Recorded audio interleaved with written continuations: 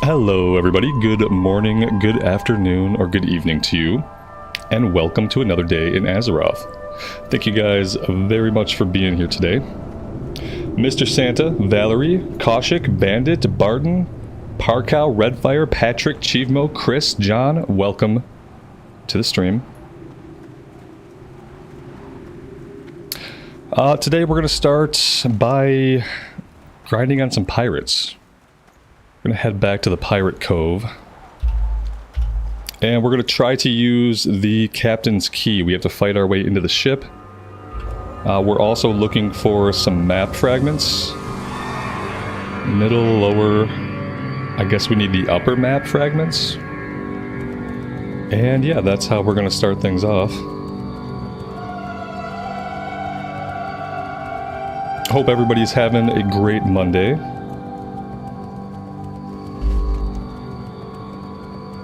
I also picked up the quest over in the southwest, the Thistle Shrub Kill Quest, and the Laden Dew Gland. And the Laden Dew Gland is like a really small chance to drop off of any of the mobs over there. So after we fight the pirates for a while, then we'll probably head over into Thistle Shrub Valley.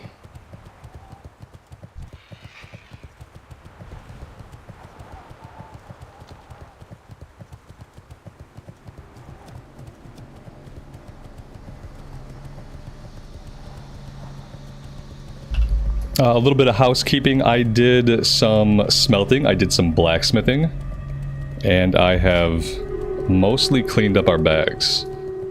This might be as clean as our inventory has been in weeks. So that's good. We got a few skill ups for blacksmithing, but nothing major. And I believe that's it. I did some shopping on the auction house and I found a cape upgrade. The cape we had on was like a level 20. So now we have 8 intellect, 8 stamina on the cape. And that's it. Everything else is the same.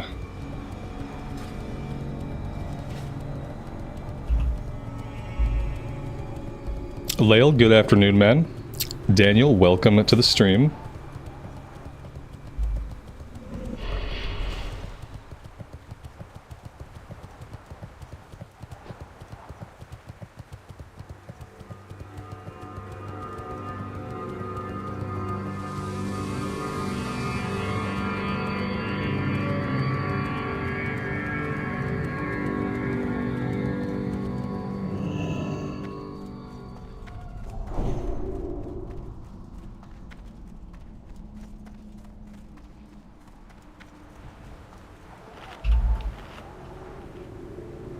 Almost empty inventory and quest list. Who am I? What have I done with Robert Rambles? Yeah, I gave myself a little bit of time this morning to situate things. I was able to spend like 10 minutes in the game prior to the stream, taking care of some inventory stuff and doing the crafting and all that.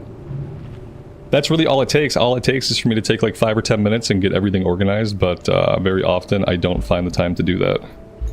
Not even necessarily because the time doesn't exist. Just I don't find the time and use it. I did look on the auction house. We talked about trying a Seal of Command build. And for that we need a slow weapon. I looked on the auction house. There are some options.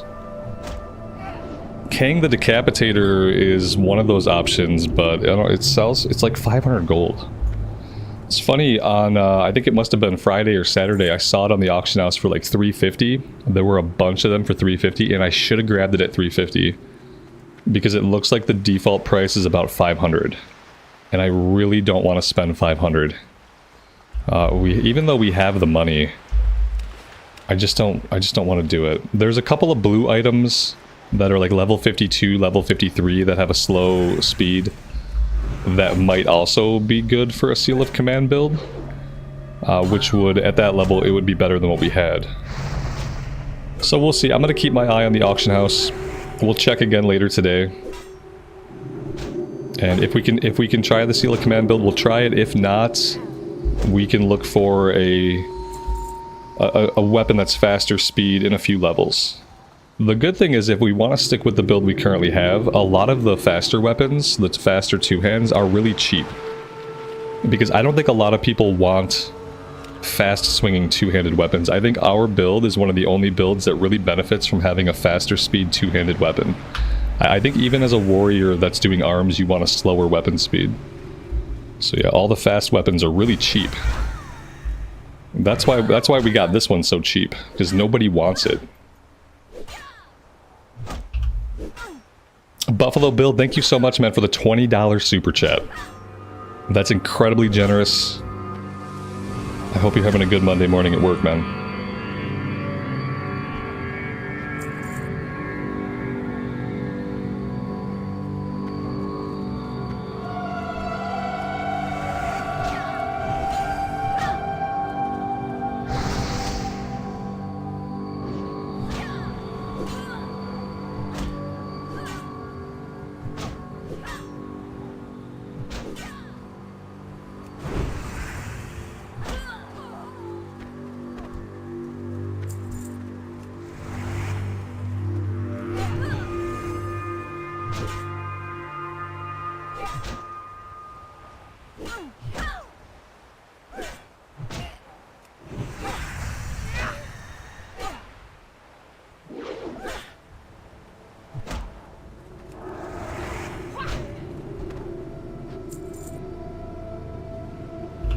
The one thing I didn't do is I probably could have bought more water. We have 37 water right now. We've been blowing through water pretty consistently. It's one of the reasons I'm kind of interested in trying a Seal of Command build, because I think it might be less mana intensive. Especially because recently I've started seal weaving consistently using Seal of Crusader, and that's definitely eating up mana.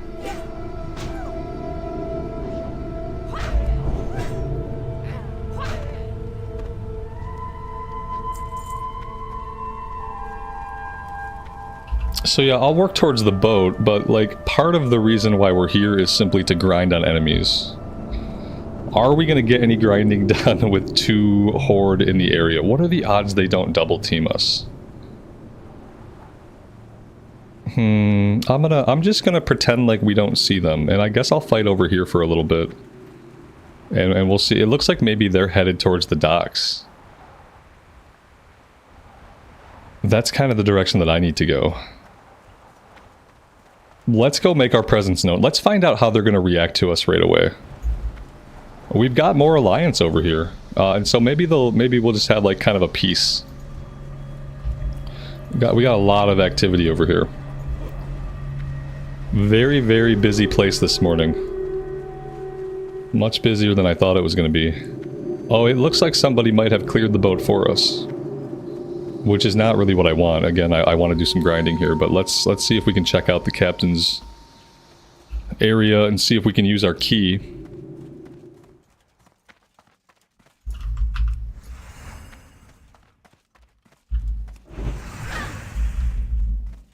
This is typically the captain's chambers. I'm not sure if maybe the chest would be somewhere else. I also don't know, like, if somebody else comes and they use a key, I don't know if that despawns the chest to the point where we'd have to wait for it to come back. That's also a possibility. But we'll give a look around the entire boat. See if we can find it. This is the wrong boat. The captain's chest is in the boat that's in dry dock? See, I never would have thought it was in the boat that's in dry dock.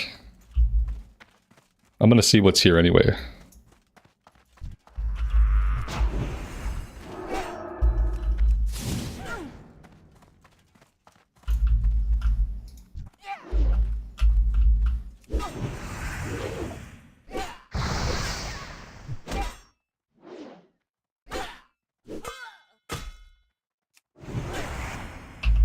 This boat has no music, and it also has no ambient noise, which is weird.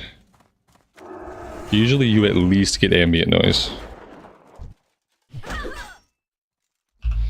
The boat next to this one. Okay, so there's another boat perhaps beyond this boat that I haven't seen yet. I'll take a look. We'll go up topside and we'll look around.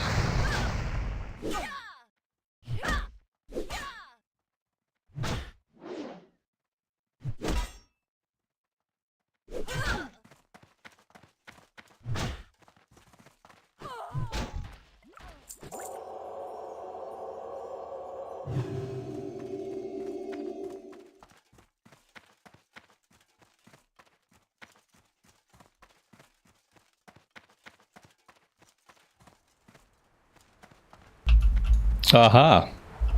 It's two boats conjoined. They're like Siamese twins, but with boats.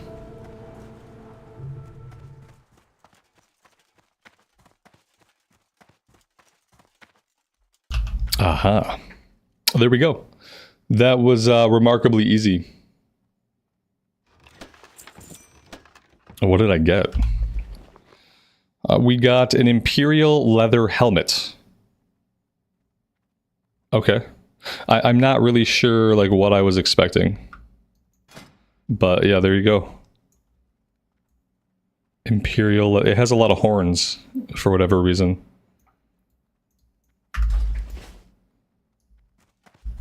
Guitar Junkie, good afternoon, buddy. Welcome to the stream. Ilpo, Whitney, welcome. Alright, so I guess we're done on the boats. I do want to fight pirates for a while. But I really don't want to fight them, like, in the boats.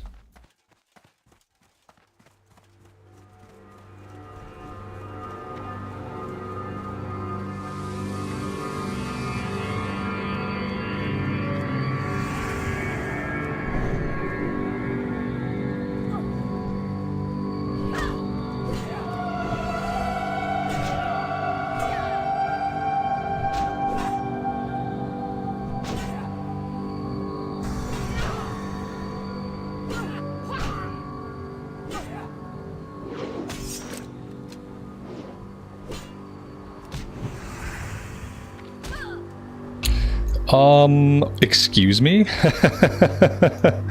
Okay, I don't know that I've often seen humanoids not only swim, but jump off of a different object to get into the water to then swim away. Yeah, that's really something. Is that specifically, like, pirate behavior? I thought he would hit the end of the dock and then he would have to, like, turn around.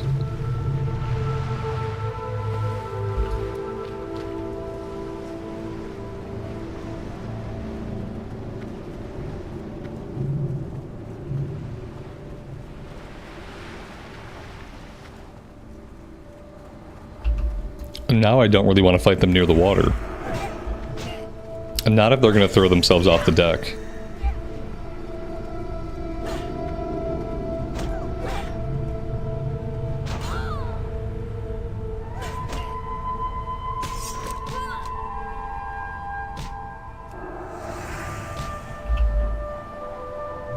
Mr. Santa, I'm happy that I could be useful to you. I'm glad that, I hope it's by watching me make mistakes that you can learn to be a better player. Because I feel like that's often what I do.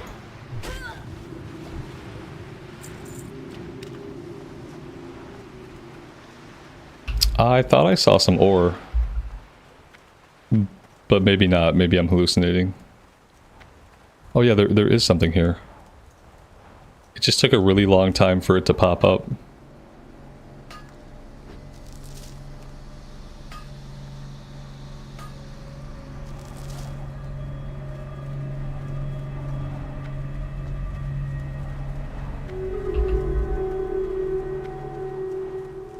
I am actually kind of surprised by how many players are here today. I'd like to get into like a good groove of fighting guys.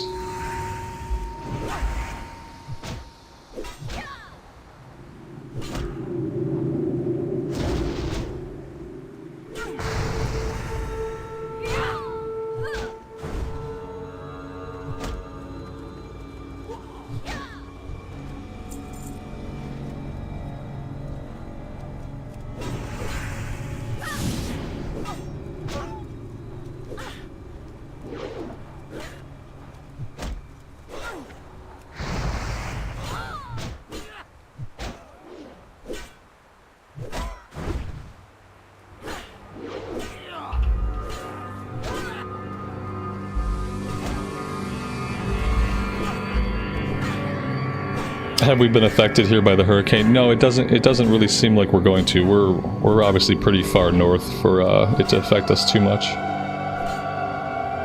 We might, you know, if we get anything, it'll be like some light rain, probably.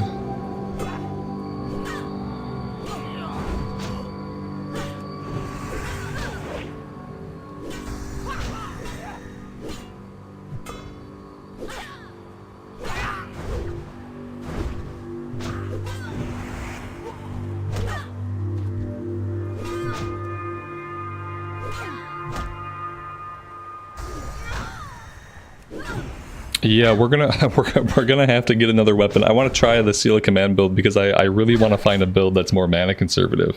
I'm not sure, like, it must have been around like level 35 that we went from being like super mana conservative to just burning through mana no matter what I do. And I want to do a different build so I can tell if it's just how the class is, like post level 30.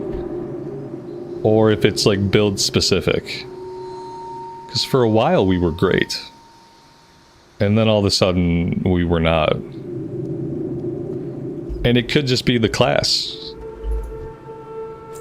I wouldn't know. This is the highest I've gotten a Paladin in Classic era. So like everything about the class is new to me from here on out.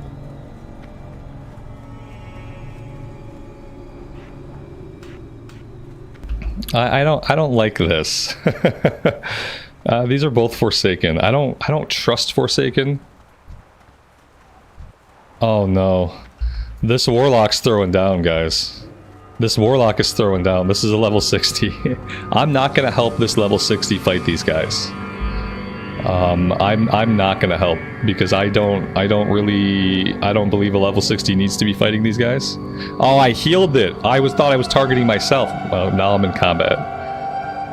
Oh boy. Yeah, I'm not besides that accidental heal, I'm not gonna help them. No, we don't need to get embroiled in that type of nonsense. Yeah. If they were level appropriate, then I would definitely throw down with them. But they were not level appropriate.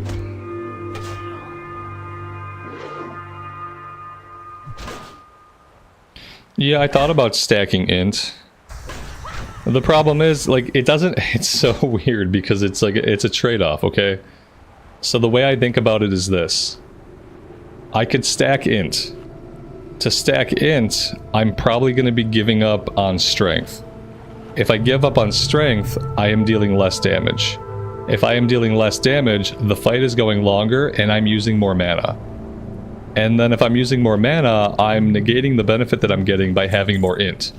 So I don't think it matters. You know what I mean? Doesn't it seem like it's a net neutral? Like, I'm not going to gain anything. I'm just going to shift the cost. Right now the cost is that, like, I blow through mana. But if the fight is longer, I'm also going to use a lot of mana. And so, like, I don't know. I've thought about different builds, and every time I think of a build, there's a cost. We sacrifice something that makes it not really worth it. Like, yeah, if I could keep all my strength and all my stam and stack intellect, then I would do that. But I don't think we can stack enough intellect for it to, like, be a positive benefit for us overall. I think the fights would get longer and we'd spend as much mana. Per the percentage of mana that we have, we would spend the same percentage.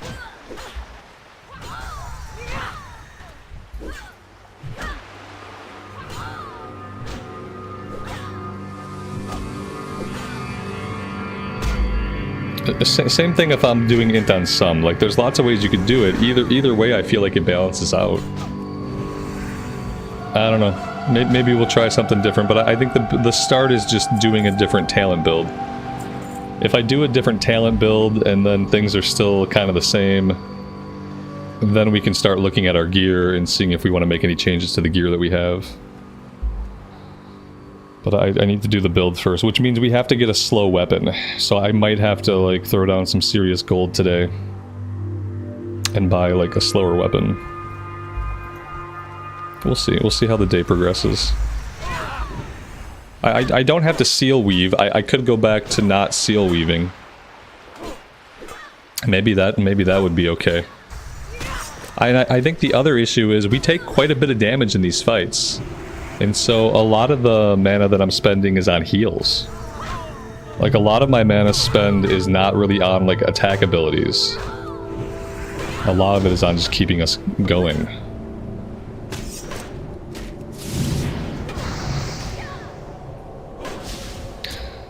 Oh, this is cool. I guess they got, you know, they got pissed off at the level 60 that chased them away.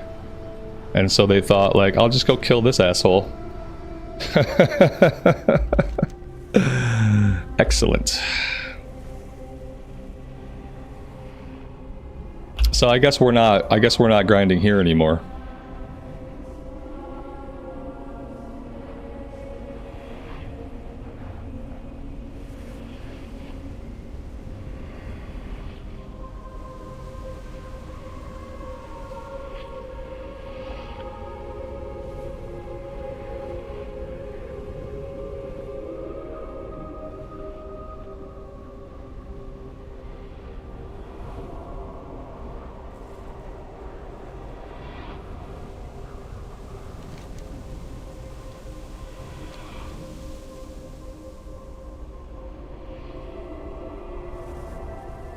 So yeah, that begs the question, like, where are we gonna go? We're kind of out of things to do. You already noticed that my quest log only has 9 quests, and that's because there just isn't a lot for us to do right now. We still have these quests in Searing Gorge. We need 1 dagger. We need 5 golems. We need like 3 spiders. Like, we're close to being able to turn those in, but there's every possibility that Searing Gorge is going to be a battleground of PvP. We could try to go do these quests. This is another long grind quest. It takes a long time for this item to drop for the Thirsty Goblin, so we're very likely to encounter Horde, even if we switch areas. Ungoro we don't want to go into until we're level 52. Winterspring is level 55. There's a couple of quests in Southern in Southern Felwood we could do at level like 47, 48, but the majority of Felwood is like level 50s. We're just in a like really awkward area, like level wise. And the problem is it's not going to get like a lot better. Once we get into Ungoro, we'll have quests for a little bit. Like, we'll feel like we have lots of quests to do in Ungoro. And the mob density in Ungoro is going to be, like, great. We'll just walk. We won't mount up at all, and we'll just fight everything as we travel.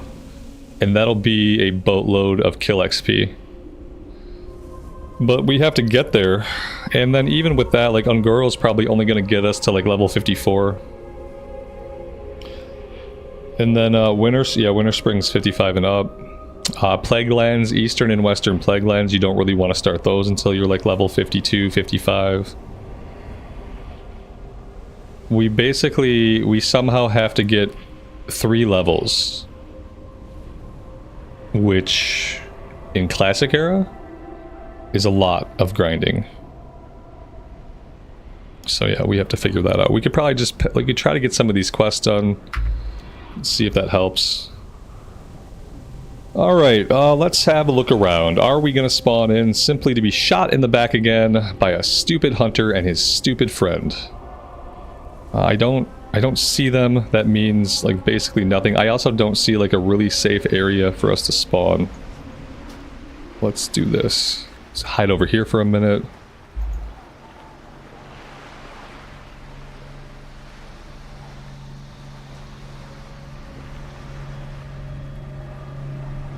Both the Plaguelands are like high level 50s.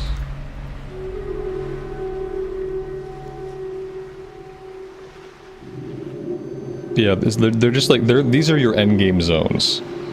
Like, Eastern and Western Plaguelands are essentially your endgame zones. Winterspring is also kind of an endgame zone. Winterspring is 55 to 60. Like, those 3 zones are really what you're using to get from like level 54 to level 60. So, like, if you can get to level 54, then you should have plenty of stuff to do to get to 60. The problem is, like, the Plaguelands is a really hard area to quest in. The mobs there are strong. The good thing is on the Paladin, we can do some extra holy damage with Exorcism.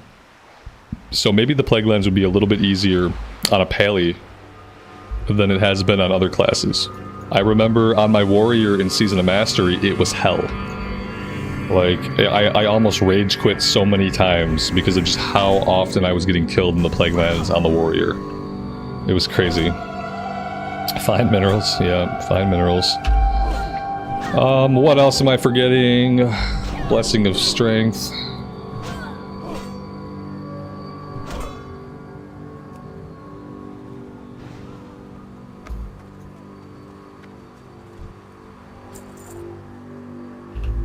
I don't see them around anymore, so maybe them killing me was them venting their frustration and saying farewell to the area. Like, I don't know if that level 60 hunted them down and killed them and they were just ticked off about it or what. Like, I didn't have anything to do with that fight. I purposely stayed out of that fight.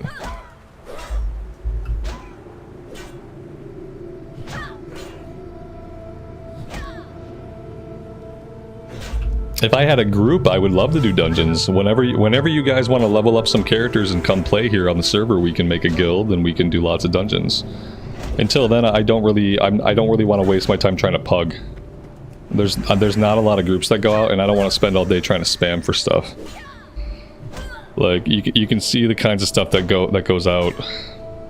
And unfortunately on this server, for whatever reason, like most groups are boosts. Like, it's mostly people offering boost, offering carries, and stuff like that, and I'm not interested in that. Like, if I do a dungeon, I want to do it as an actual dungeon with an actual group.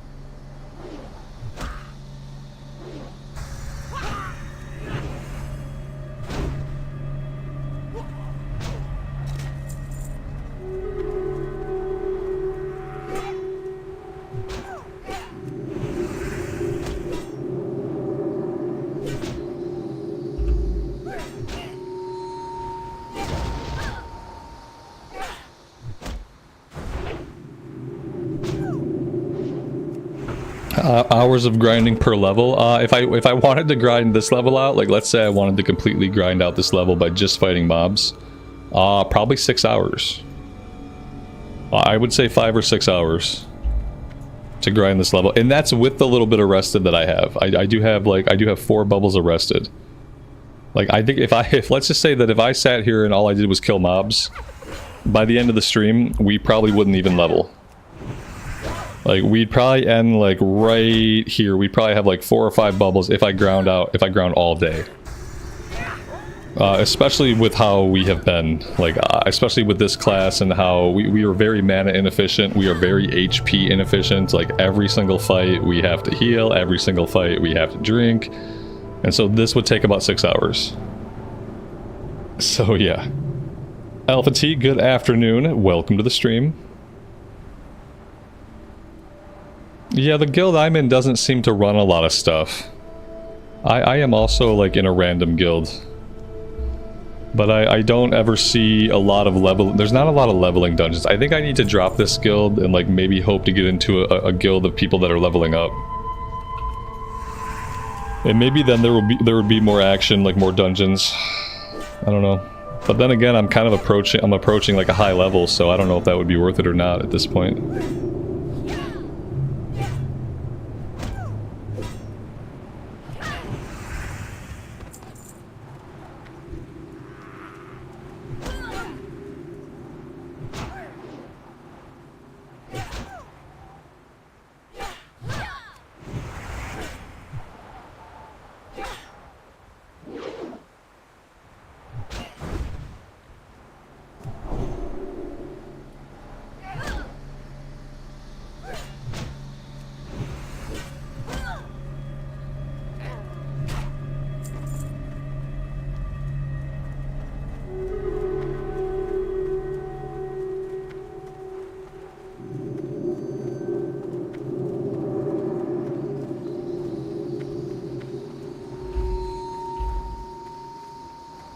Yeah, vanilla leveling gets tough in the high 30s, 40s, and onward. And by tough, I just mean like it's kind of an exercise in patience. It's an exercise in patience more than it is in anything else.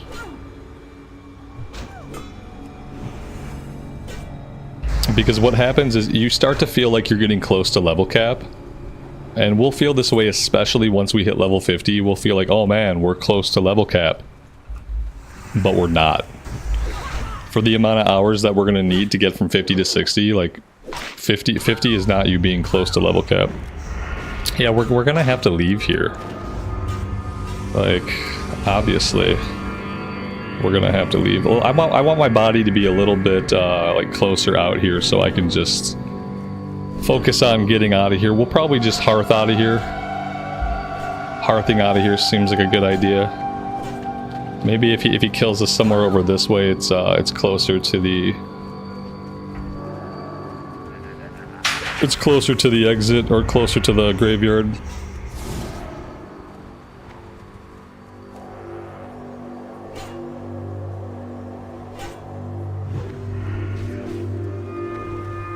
Really don't think I should deal with a level 58 rogue.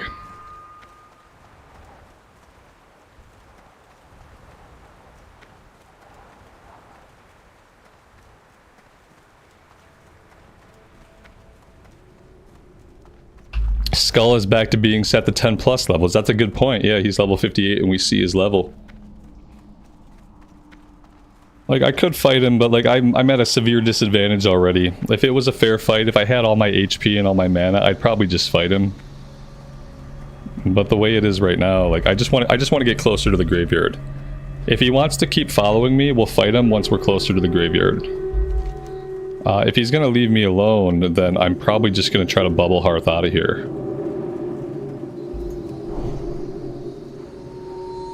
I don't even think this bubble... Is this bubble gonna last long enough to protect me?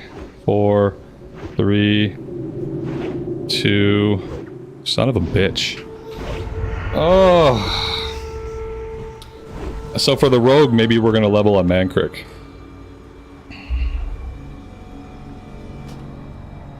Because days like this, when I can't get any momentum going for the day, I do kind of get sick of this shit. I do kind of get sick of the ganking.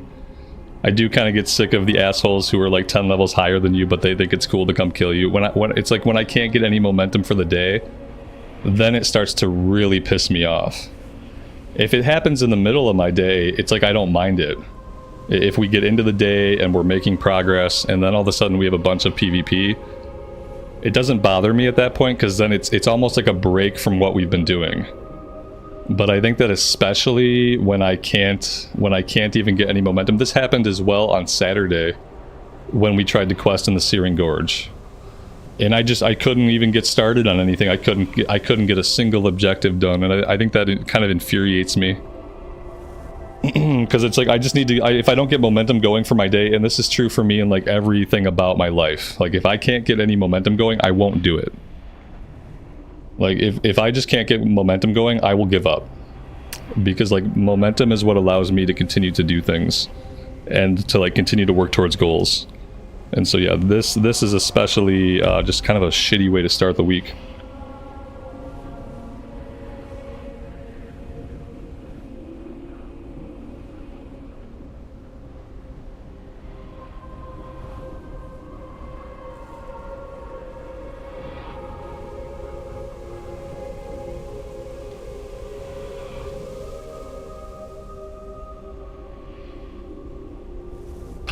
I don't know. Is Divine Shield Bubble longer than... Maybe it is. I don't know. I thought they were both long enough to get a hearth in, but clearly I've never bubble hearthed before, and I don't know how to do it.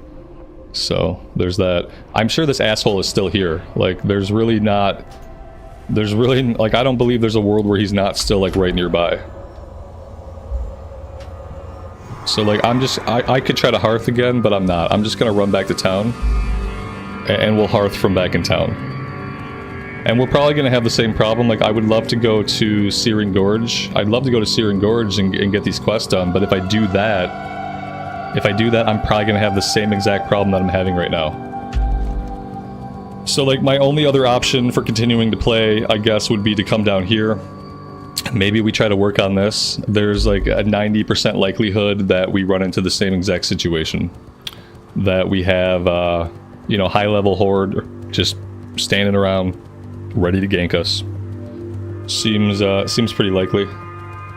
No, they're fine. Like, it's not. Here's the thing. Like, keep this in mind. While I'm bitching about this, he's not doing anything wrong. Like, he's simply playing the game how he wants to play. It's just the consequence of that is that I'm having a miserable time.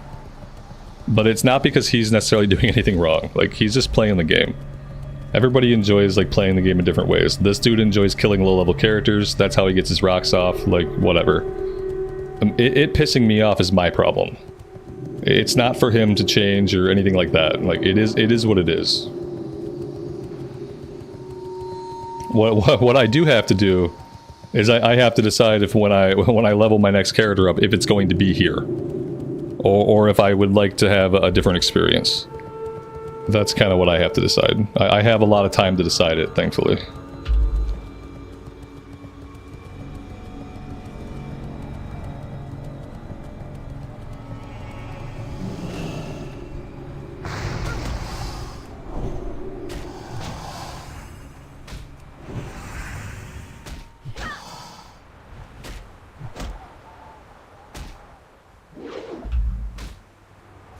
But the other thing is, you know, once I have a 60 on this character, we could kind of we could hunt down some of the people that are trying to gank us. If someone's ganking us on a lower level character, I could switch over and come clear them out of the area.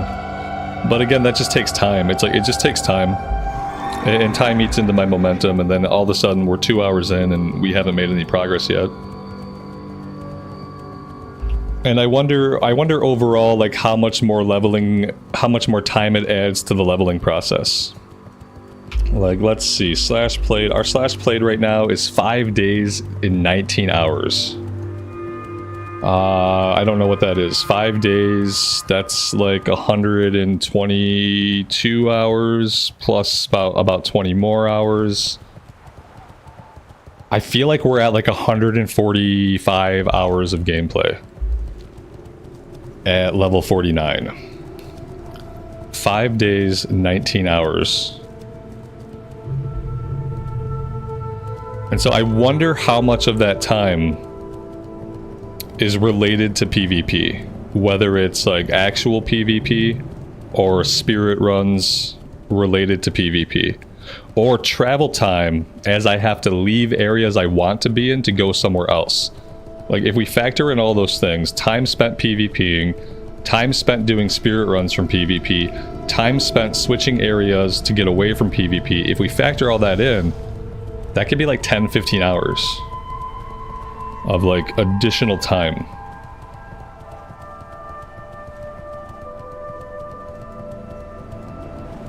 So that's something to keep in mind. Go gang people in Stone Talon Mountains for revenge. That's just going to take more time. I don't even want revenge. I just want to be left alone for like, I think like, if I could be left alone for like the first hour of the stream, that would set a good tone for my day. Like, if I could start the stream and we could play for an hour unmolested and I could feel like we're starting to make progress. After that, like, anything that happens after that is going to bother me a lot less. It's when we have that first hour where we literally can't get anything done at all. That's when I start to get peeved.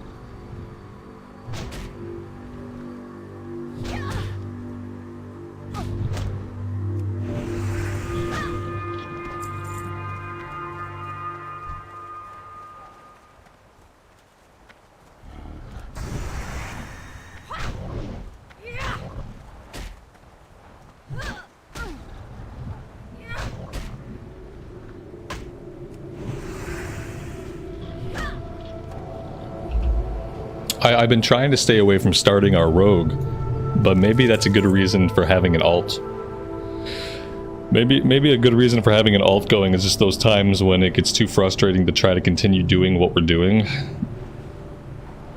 Then we can play an alt. Could also be useful just to get some rested XP, but I've been really trying to avoid even logging into an alt. Maybe I'll feel better about it if we get into like the level 50s. Especially if we're gonna have to grind a lot, then having at least a chunk of rested XP every day would be good. Don't give in to temptation. Rogue, go, go, go. I love chat. Rogue, go, go, go. No, don't give in. Right. Exactly. I'm gonna get into the... Before I do anything, I'm gonna get into the 50s. And then we'll decide. We'll see. Like I said, it's gonna be like, if I have to grind, it's gonna be like 6 hours of grinding a level at this point. So we'll see how it goes.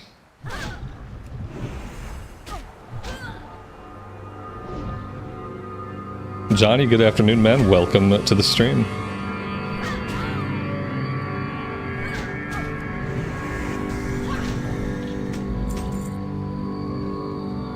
You don't get a lot arrested in one day. Like, for example, this is the amount of... We had 4 bubbles arrested because I didn't play on Sunday. So we streamed on Saturday, we played Saturday, we ate up all the rested we had. You get like 4 bubbles a day.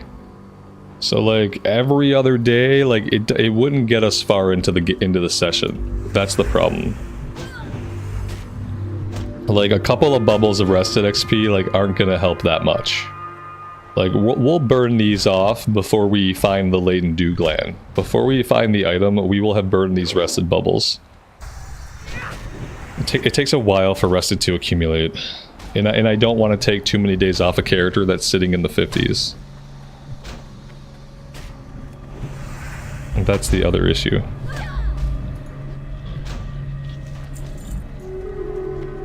We'll see how it feels. Once we ding 50, we'll be able to see how we feel and make some choices. And also, I asked myself, am I ready for the low-level zones again? Am I ready to do the low-level zones again? I'm really not. I'm actually really just not ready to be questing in the low-level zones again for Alliance side. It's all still pretty fresh, because I did the other human paladin starting zones. We did the dwarf priest starting zones, and then we picked up this character and did the starting zones. And so it's like, I don't even know if I'm ready for starting zones yet. Patrick, thank you so much, man, for the 10 gifted memberships. That's incredibly generous. I really appreciate that. Welcome to the 10 new people. Thank you guys very much for hanging out as we play some Classic Era Classic. And that meets our membership goal for today, regardless of whether the widget will show it or not.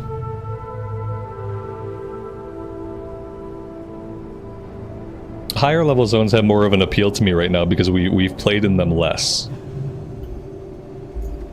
We've played in them less, so they just have more of an appeal.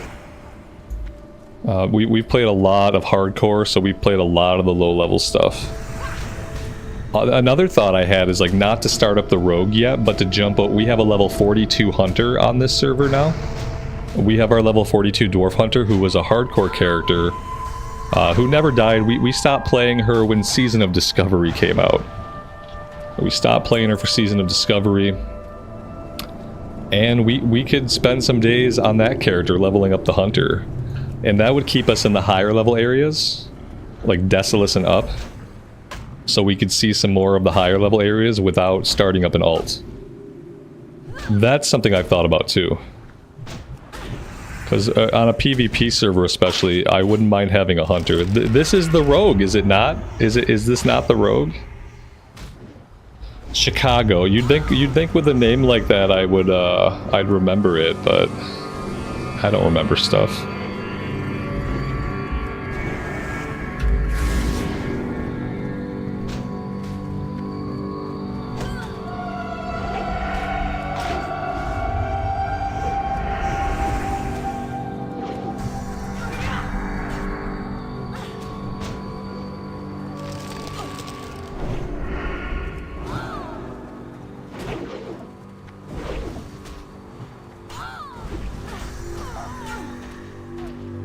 Oh, I was muted. That's okay. I think we kill this guy pretty easily if we had full HP and full mana. Like, he's not even that tough. The only reason he can kill us... The only reason he can kill us is because, firstly, he's a shithead. Because now I'm convinced he's here in the stream with us. Oh, yeah, now I can report you. Thank you.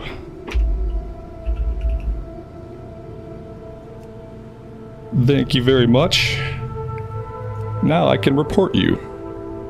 Inappropriate name. These are my fucking selections.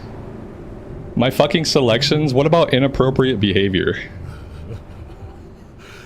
Oh my god, I hate this fucking game sometimes. I have no options to report somebody for just being an inappropriate shithead. He was teabagging me. Teabagging is different than eating. He did eat my corpse, but then he teabagged me. The teabagging is what I have a problem with. I think if you're putting your nutsack on a character's face, I think that's like kind of an inappropriate behavior issue that I should be able to report, you know? That's all. I just wanted to report him for teabagging me. I think that shit's fucking infantile.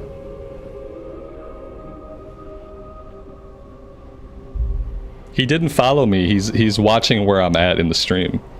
There isn't a way for him to follow me. You know what I mean? And it obviously took him a little while to get there.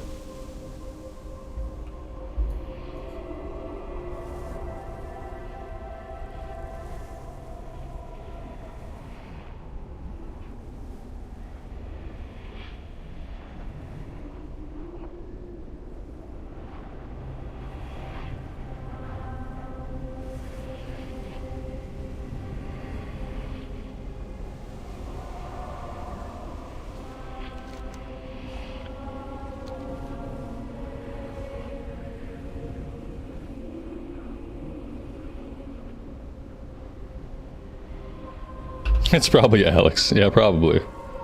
Sounds like him. It was just his cat hitting the X button. I'm sure that's what it was.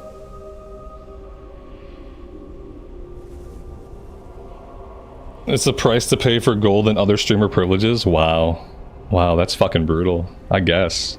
I didn't know I had to pay... I didn't know I had to pay a fucking karmic price. I'll keep that in mind.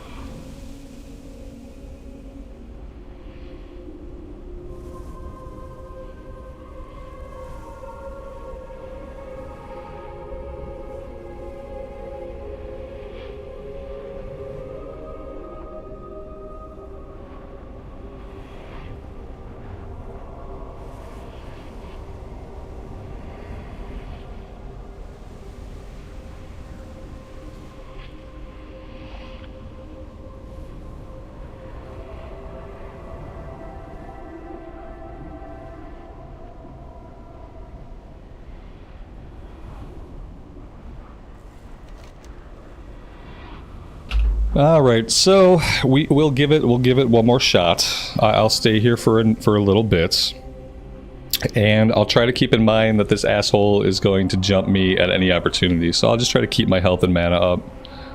I'll make sure that I have my cooldowns because we can easily kill him. It's just a matter of not becoming too enticing a target, or creating a situation that seems advantageous that won't end up being advantageous.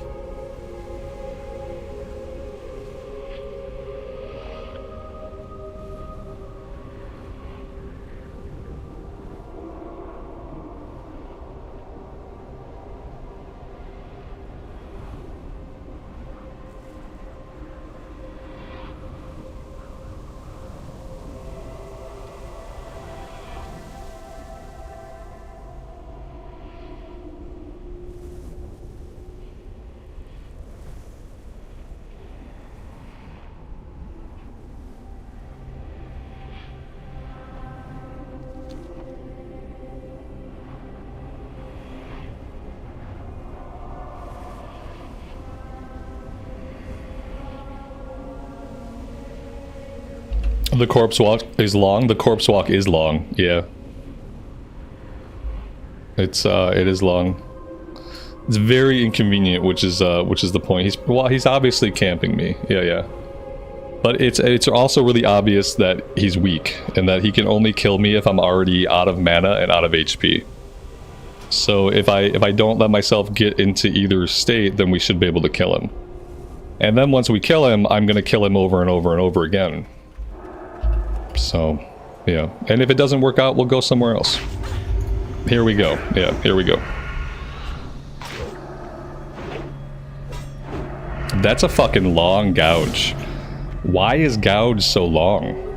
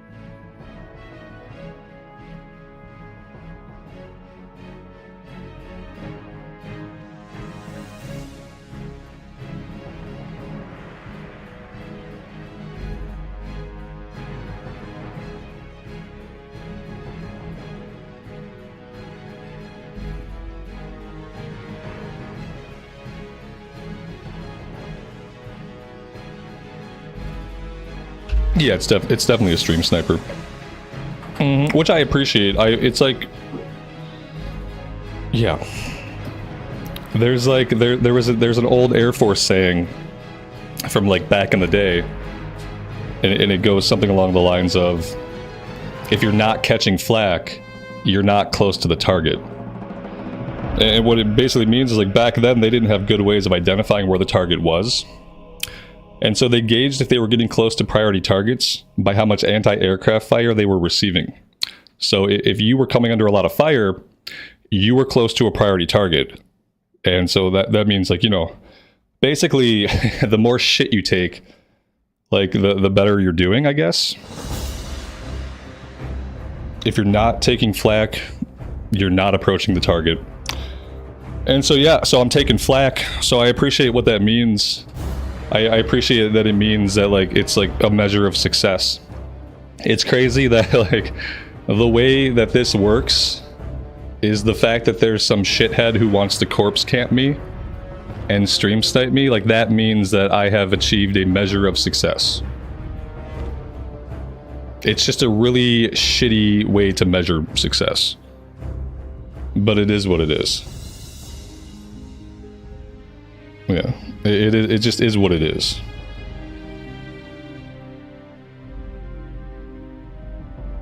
And so, like, pretty simply, like, I could ignore this one person, right? You know what I mean? Like, eventually this one person is gonna go away. They're gonna have to go to their shit job, locked in a box that they hate, hating themselves and probably most of the choices they've made. Like, that's gonna happen eventually. But the problem becomes, like, this is not going to be a trend that continues the other way. This is going to be a trend that grows. This is going to be something that happens more and more often. Especially if I continue to play on this server, and I continue to stream every day, and I play other characters on this server, and then as we grow, which is great, we're going to attract assholes. Because the assholes are also an indicator of success and an indicator of growth. And so my question is, like, will this get to a point where there are too many assholes in a disproportionate number that doesn't allow me to make any progress at all on any character outside of the starting zones? Like, this could be a trend that just grows in popularity. You know what I mean? Like, this could be something that, like, let's forget about this asshole. It's gonna be somebody else, and then it's gonna be somebody else, and it's gonna be somebody, and then it's gonna grow. And, like, what happens when I want to level a character here, but I can't fucking level them up? You know what I mean? Like, I don't think this will ever happen, like, to this point. But what if I have 1,000 people in chat one day? Like, 100 of them are going to be people that just want to fuck with me. You know what I mean? If I have like, right now I have 150 people in chat. There are probably about 5 of you who would love to fuck with me. There's only 1 or 2 of you who has the ability to do so. And that's out of 150 people. So, like, what if someday I'm streaming here and it's like, I'd love to be streaming to 1,000 people. Does that mean I'm going to have 100 people trying to kill me at every turn? Does that mean that I'm going to have 100 people who are constantly trying to make sure that I can't progress on characters? Because that doesn't seem like fun. That's not going to be fun for me. That's not going to be fun for you guys. It's not going to be good content. And furthermore, it's going to be enabling those people, and it's going to be giving them a way to express their vileness, like, out into the fucking internet. And, like, so I have to think about that. Because I plan to be playing Classic Era, like, basically forever. Like, I don't plan to ever stop playing Classic Era. And, like, falling over dead, which could happen any day, I don't plan to stop streaming Classic Era. So, yeah, like, I don't know. Yeah, the problem is it only takes 1, but what is going to happen when it's not 1? What's going to happen when it's 100?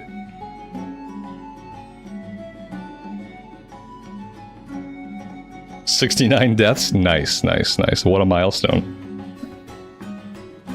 Yeah, I'm...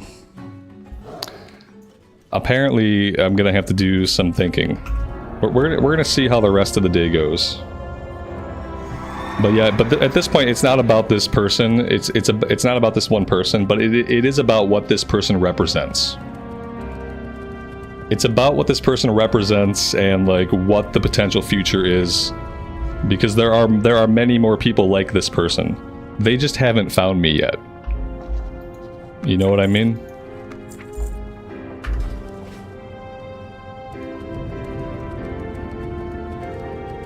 And maybe that won't happen. Oh yeah, sure, like, it's easy to say. Maybe that won't happen. You know, maybe no one else will ever gank me ever again. I think that seems very unlikely.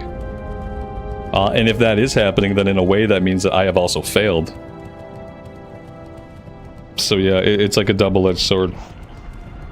Oh, you thought I was starting to like PvP. Yes, I do like PvP when the PvP is actually PvP and not when it's one person corpse camping and stream sniping you. I think we can fucking agree that stream sniping and corpse camping is a little bit different than open world PvP, can't we?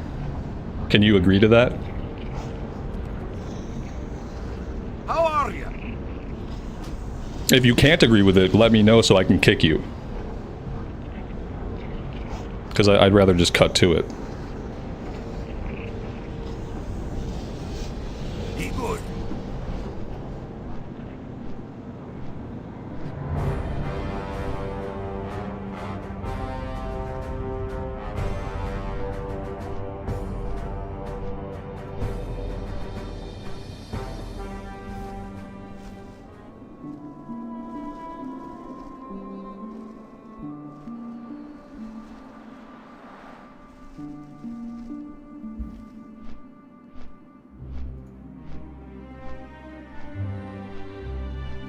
And corpse camping is one thing, because I can get here's the difference.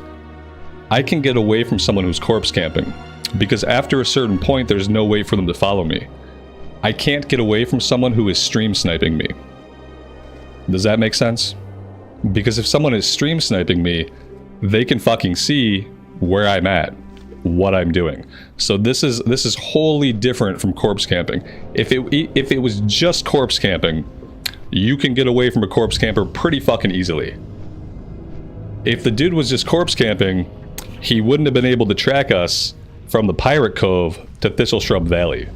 And so we're talking about something an entirely different form of behavior. It's an entirely different form of degeneracy. It's not just corpse camping. I can get away from corpse camping. We can go to a different zone, no problem. We can go to a different area in the same zone, no problem. But yeah. Corpse camping is something a little bit different than stream sniping. All you're saying is it's a very vanilla WoW experience. Getting stream sniped is a very vanilla WoW experience. Well, I mean, I think that makes it obvious that we have to go our separate ways. Because you're either an idiot, or you're just belligerently not listening to anything that I'm saying. Either way, you gotta go.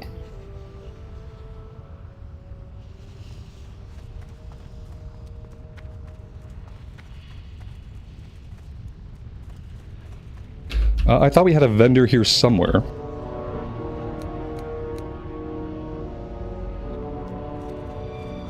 How are you?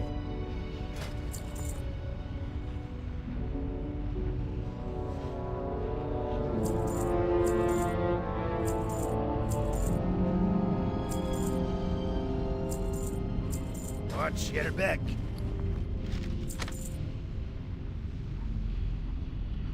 What's on your mind?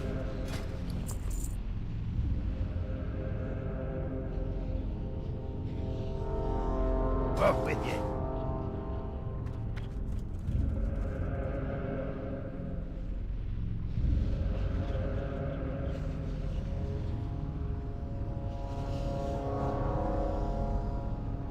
All right, we have 4 minutes. 3 minutes of resting. I'm gonna go AFK for a second. I gotta use the bathroom and get some more coffee, and then we will see about finishing these quests. And we'll see how the rest of the day goes. And depending on how the rest of the day goes, we will formulate a plan for the future.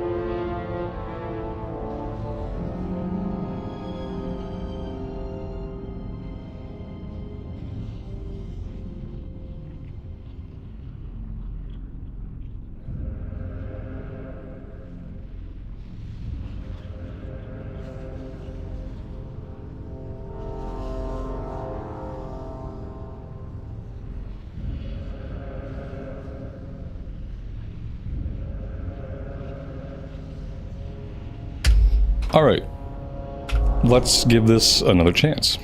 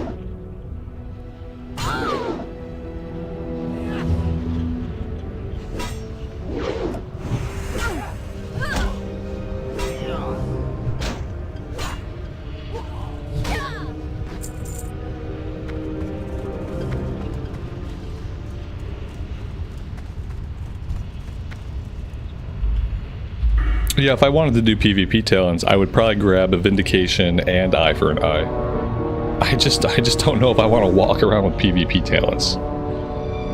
That's all. They'd be really useful, you know, when it came up. Would they have prevented my problem that was happening today? Not really. Like, it's that I don't think would have solved our problem today. Maybe one of those times, maybe I could have killed that guy, but I'm not sure if that would have made the difference.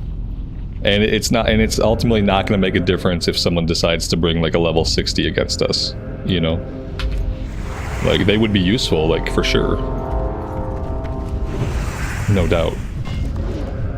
But I just don't know if it would help with the things that I'm actually having problems with.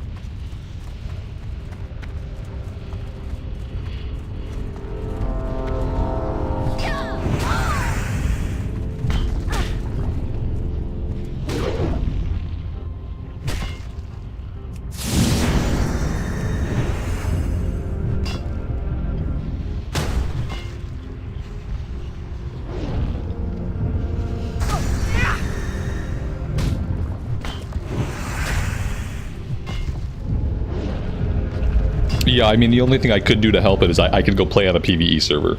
Like, that's the thing I can do. That's really the only action I could take to, like, permanently dissuade that kind of behavior, is just, like, maybe it gets to a point where I can't play here. I'd rather it not get to that point, but, you know.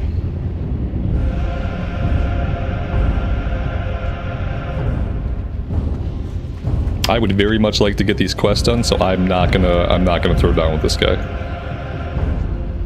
Because I would really like to finish these quests.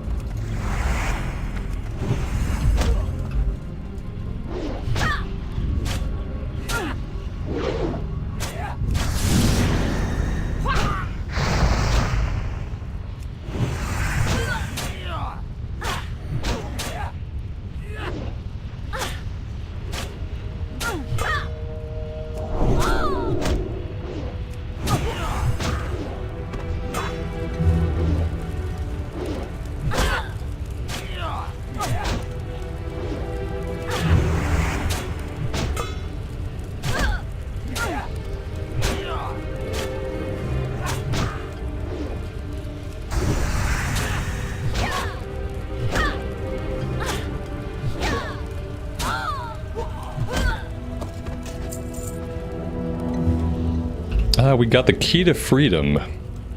You have not done this quest. Okay. Oh, it starts a quest. The small brass key looks simple enough. The only thing that seems to make it stand out are the words scratched into the head of it. Dark iron outhouse. Do not duplicate. You have no idea what it means. Oh, I know what it means. And I know where it's at.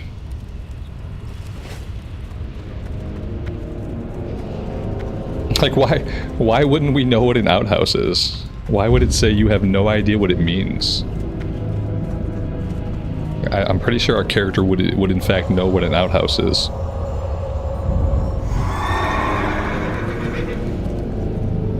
That's normal movement behavior. That's completely normal. There's nothing wrong with navigating completely backwards through the zone. It's totally fine.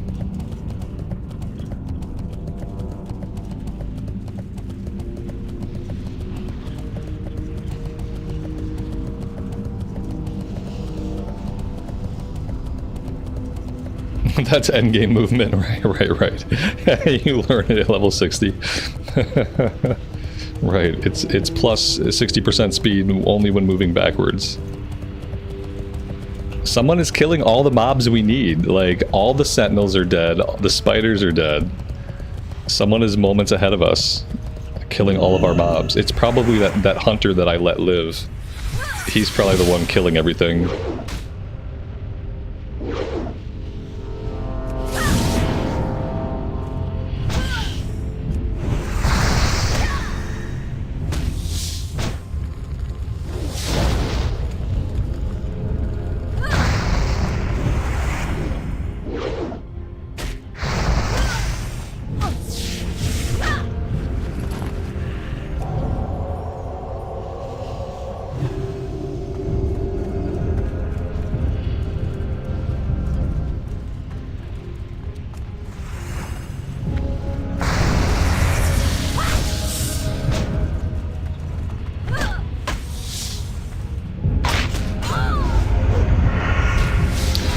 Big surprise, guys. Big surprise, he's back.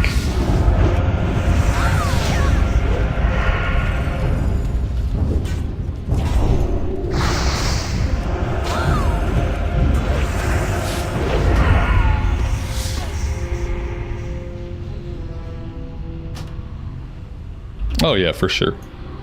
Absolutely.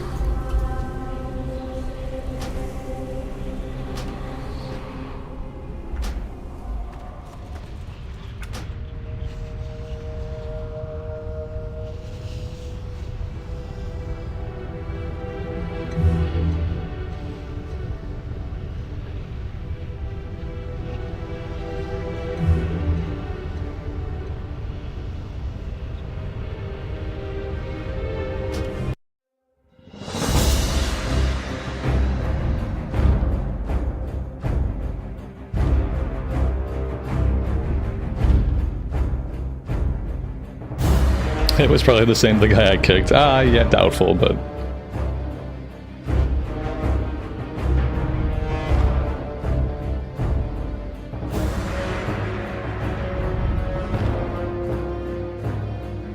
Is it a dishonorable kill? Not in classic era, it's not. Not in classic era. Yeah, absolutely. I think this is a problem. I think this is a problem that probably gets bigger and bigger over time. That's what I think. I think it's a problem that gets bigger and bigger over time. And it has nothing to do with this individual, but it has everything to do with just like shitty human nature and the way that people are on the internet. It's got nothing to do with the one guy, because it isn't just one guy. It's going to be multiple guys just like that. Yeah, he's got to do something to make himself feel good before he goes to his job at Taco Bell. You know, for one of his 3 shifts that week. And this is it. This is how he does it.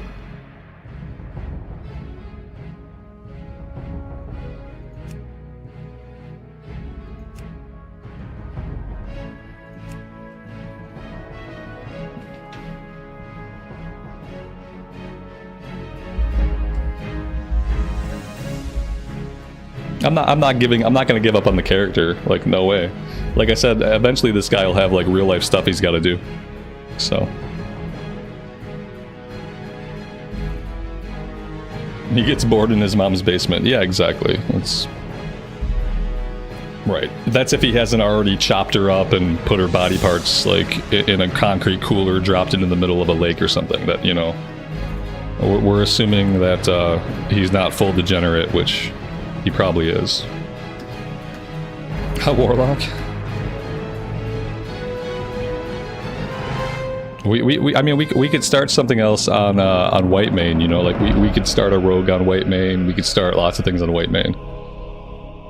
But the reality of it is, you're gonna give up. How long has he been doing it? Listen, like, doing something different for right now is not fucking giving up. Why would I continue to play the character when I have an asshole in my chat who is watching the stream and who's following me around and killing me and probably wanking himself off with his other hand? Like, why would I bother? Why would I wait? And ultimately, like, it's all the same to me. Like, I just want to play the game. Like, I just want to play the game and hang out with you guys, and like, I'm gonna do that no matter what. But I don't think there's a good reason for me to throw myself at this fucking unhinged shitbag. You know what I mean? Like, dude is clearly in need of some attention. He probably should seek some fucking therapy, but I don't need to be his outlet for his idiocy. So I can go do something else, you know, and eventually he's Taco Bell bound. So that's fine. Right. His mom's bringing him tissues and Hot Pockets, exactly. Yeah, and then there's also the possibility that, like, you know, this guy, this lunatic is not alone. he's got like other people. There are other lunatics out there just waiting, and not a lot of them haven't found me yet, but like some of them will. So people have nothing better to do with their lives. No, they don't. Yeah, they don't. Some of them don't. They don't have anything better to do. And so, you know, it is what it is.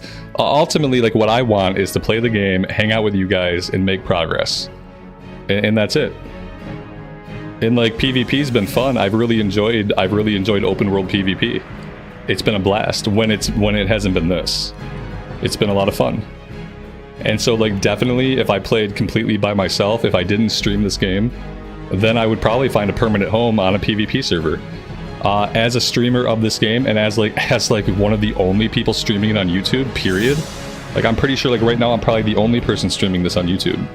As the only person streaming this fucking game on YouTube, like, what are the odds that this doesn't become more and more of a thing that happens? Like, the odds are pretty slim, you know? It's not good to stereotype because he's listening. It's okay to stereotype because I don't really care about him. Yeah, I think it's fine to stereotype him because some of the stereotypes are going to be right, and even if they're not right, I think it's funny anyway. Yeah, even if it's way off base and not accurate, I don't care. I still think it's funny, and that's still how I'm going to envision him. And so yeah, so I think, like, I think just doing something else for a little while. Maybe just for today, but maybe just seeing how it goes. Horde time? If I go back on, do I think he'll be waiting there? Yes, yeah. Like, this started when the stream started. It started back in Tannerus. So yeah, he's clearly got nothing better to do. And I don't need it, you know what I mean? To me, it's all just the same. To me, it's us hanging out, playing Classic. And so, you know, this could be the start of a trend. It could be nothing.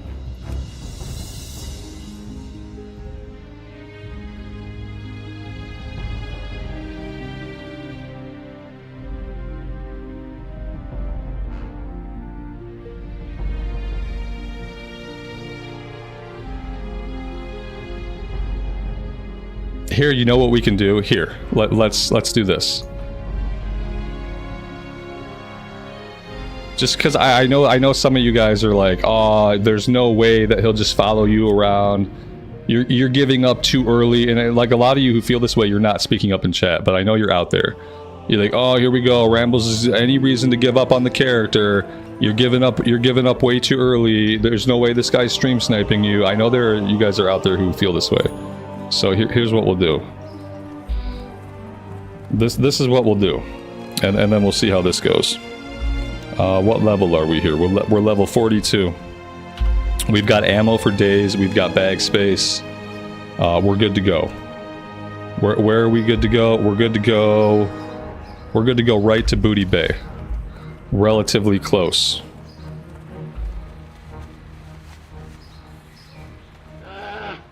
Right, exactly. Here we go. So this is my attempt to stay on the server and to simply do something else.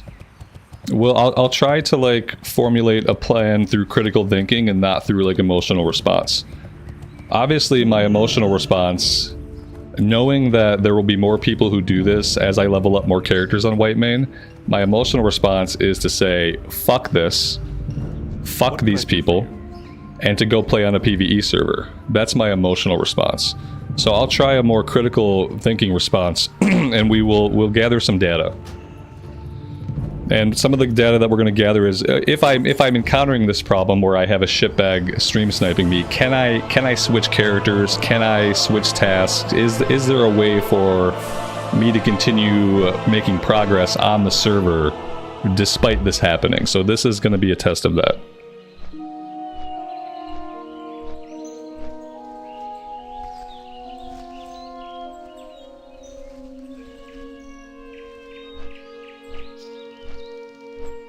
Yeah, it's been the same one all day.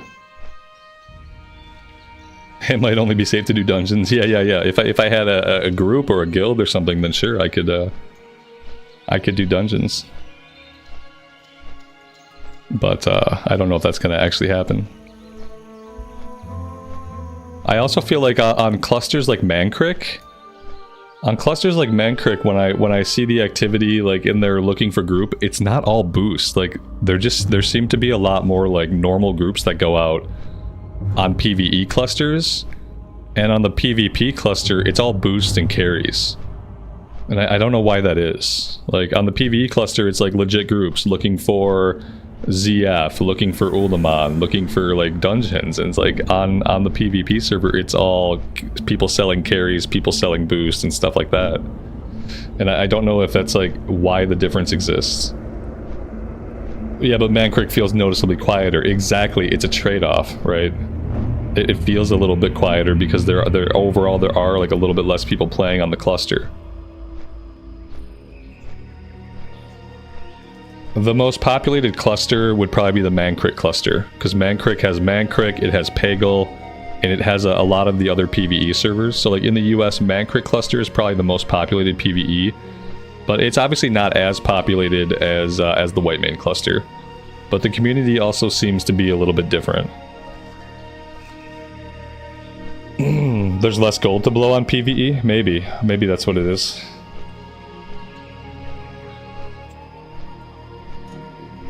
Stay on the server, get to 60, get some allies, and gank them. Yeah. Like, stick it to them. Yeah, I mean, I'm not really that kind of person. Like, I don't really, like... I don't want to like return the favor, you know what I mean? Because I just want to play the game, and I like world PvP when it happens naturally. I think like world PvP happening naturally and like relatively even level is like some of the most fun I've had in the game. But when it's what this is, it's obviously like a bad experience. But yeah, because I'm never gonna get set, because I'm like you know, I have my problems, but I'm relatively hinged, so like I'm not gonna hit level 60 and take pleasure or have fun killing low-level people, because in my mind it's like, what the fuck is the point? What is the point to go kill a low-level person, especially to kill somebody over and over again? Like, I'm never gonna be that person. I don't know like what mental handicaps or emotional impairments a person has to sustain in order to become the kind of person who that's where they get their jollies off. It is by camping low-level people who can't fight them and then doing it repeatedly. Like, I don't know what that is. It's obviously an indicator of some kind of mental illness. Like, I don't know what it could be.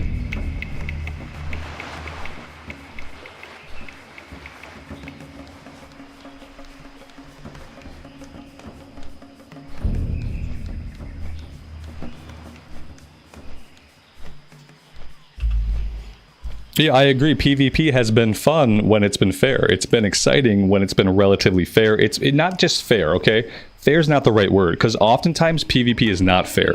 In fact, like, tilting the odds in your favor is a good way to go.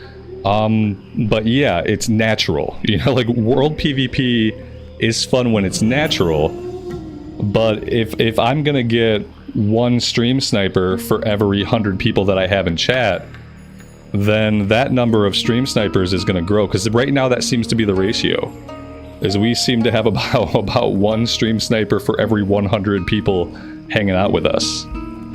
And you know, I want the community to grow, I want the streams to grow, I want more people to find the channel and hang out with us.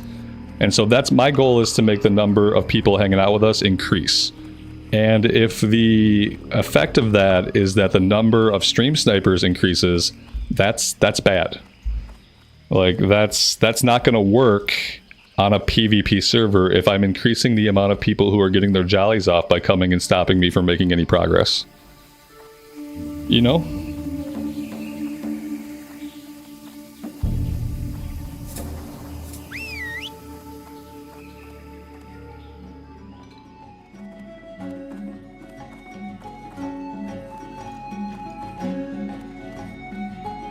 Can I help you? Have a good one. Farewell. Alright, that's the pretty boy Duncan quest. We can go do that. I love this guy, like, hanging out at the table. Just, like, RPing. Alright.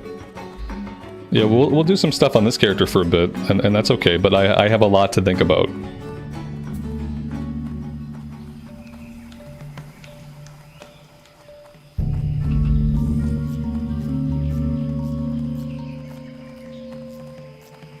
But this'll be a good indicator, because I don't mind doing other things in a day. You know what I mean? If one character is going to get camped, if one character is going to get ganked over and over again, like, I don't mind doing something else and staying on this server if that works. But if it doesn't work, then I gotta have a different plan. You know? I'm not going to have my enjoyment be at the mercy of whether or not Dipshit has to do his shift at Taco Bell today, or if he has off.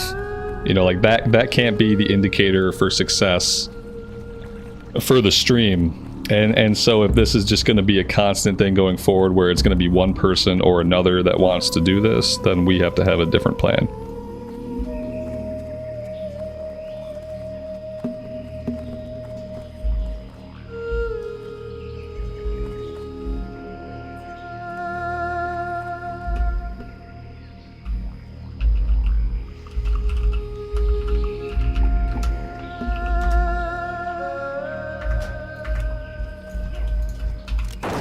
Alright, do I remember how to play this class? Maybe. What's this ability here? Bestial Wrath. Send your pet into a rage. Okay.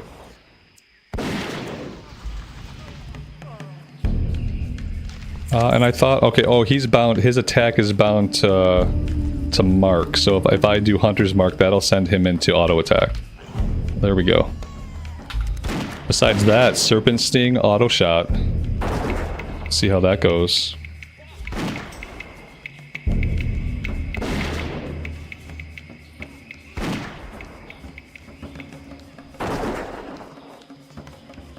Yay, normal gun sounds, and not the way the gun sounds in retail. Yeah. In retail, the gun sounds like a Super Soaker or like a Nerf gun or something. Like a ray gun almost. If I send in my pet, the odds are we're gonna pull some other stuff, but that's okay. Oh, and somehow we didn't pull other stuff, so great.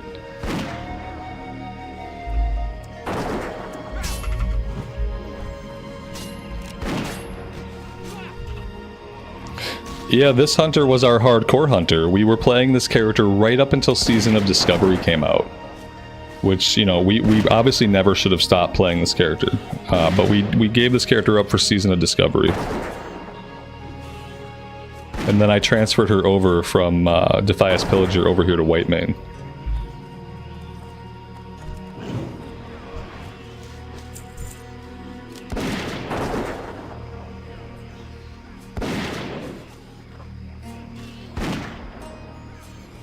Oh dear God! I think, guys, I think we're gonna lose Kermit.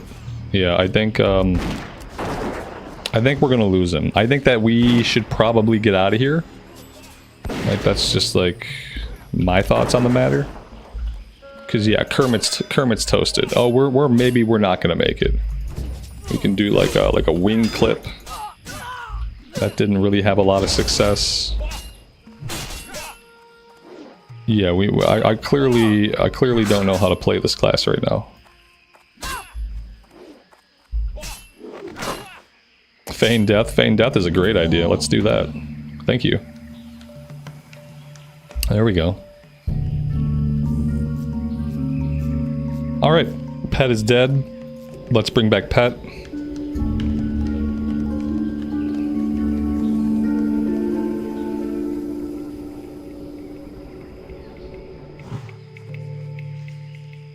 And then, do I have food? I have water. But first, oh wait, do I have food? I have a little bit of food. Do I have first aid? I don't have first aid. Ooh, this character is in rough shape. The hair, it's the best hair in the game. That's why female dwarf is the best race. It's just the best.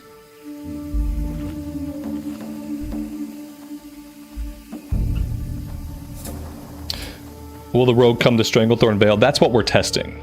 Yeah, we're testing to see, like, if I stay on this server, will I be able to like, do other things if I'm being ganked? Will I be able to transition? Or will I be followed to the ends of Azeroth? That's what we're testing right now. And then once I know that bit of information, then I can plan for the future. I'm gonna try to pull this guy back. Let's pull him back. Now let's send the pet in. Eventually he'll taunt. There we go.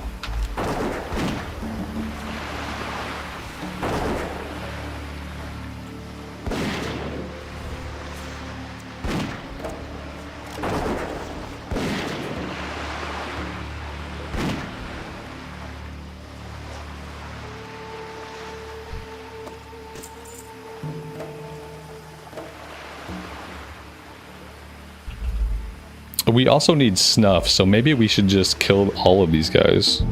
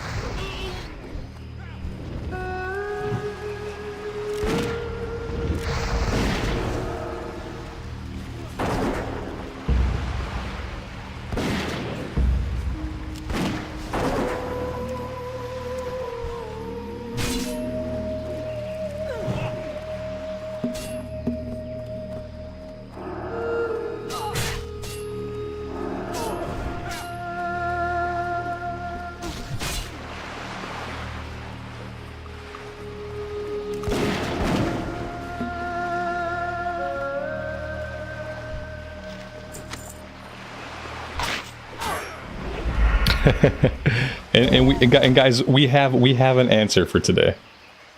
We have our answer.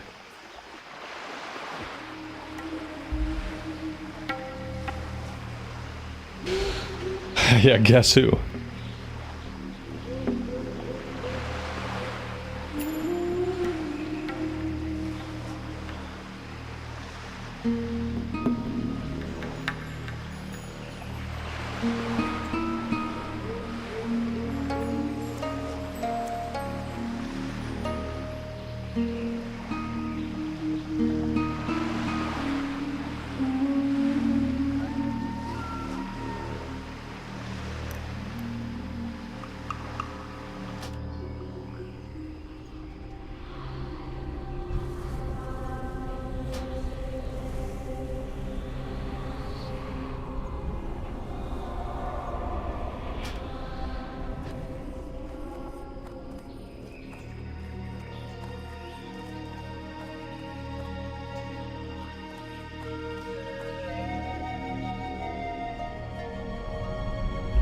Oh, it's not about avoiding the horde though. Like we could do some dungeons, but obviously ultimately there are going to be days when I have to quest.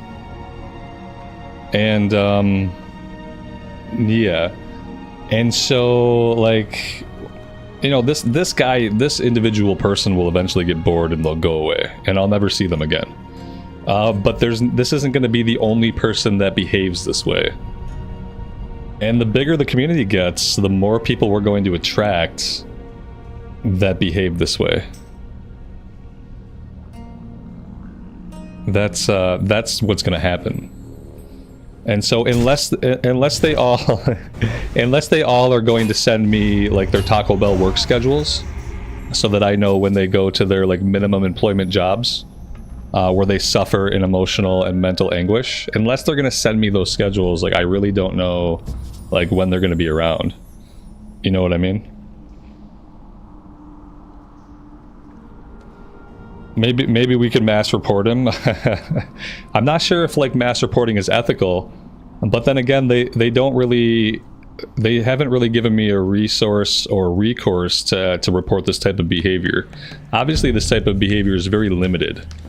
You know, if you're not streaming, you can't be stream sniped, and there's not really anything in the terms of service that covers anything like this. So it just is what it is.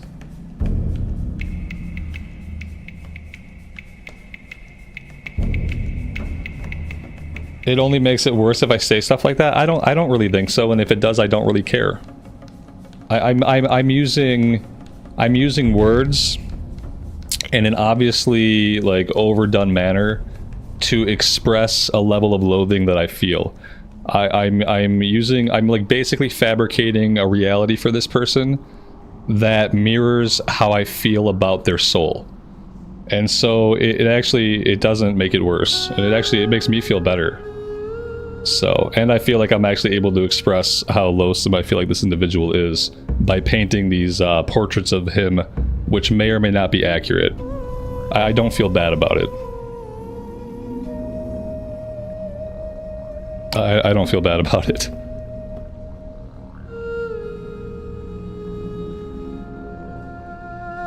They probably have better jobs, like prison guard or DMV clerk. Fair, yeah, I would expect someone who is mentally unhinged and emotionally flawed to be a prison guard or a DMV clerk, so that could be completely true. Yeah. His mom still pays for a sub. Yeah, and she probably doesn't even know it. It's just on her credit card. Tim, good afternoon, man. Welcome to the stream. It's been an interesting day. Yeah. We've seen the seeds of a behavior on this server that's probably going to continue to grow at the same pace that our community grows. And I'm wondering if, like, you know, not even about this one person, but just the type of person that we're going to find that is like this. This is not the only person that's going to be like this. We're gonna attract more of them. We're gonna have more of this behavior.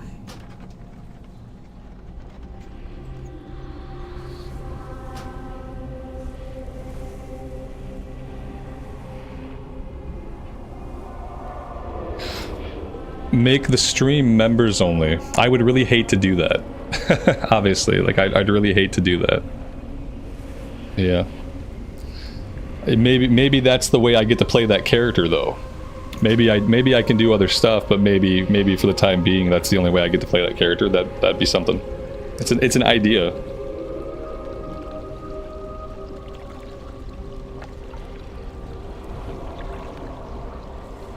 He could pay for it. Yeah, but at least then he's paid me money. At least then I've gotten a few dollars out of him, you know. I could continue I could place him on the Pally in a recorded series. That's a really good idea. I really like that idea. That's actually a really good idea. And I've been wondering like what I wanted to do for a recorded series. I've hesitated starting up any kind of recorded series because I haven't been sure what I wanted to do with the recorded stuff recently, so I just haven't been doing anything. But that's a really freaking good idea.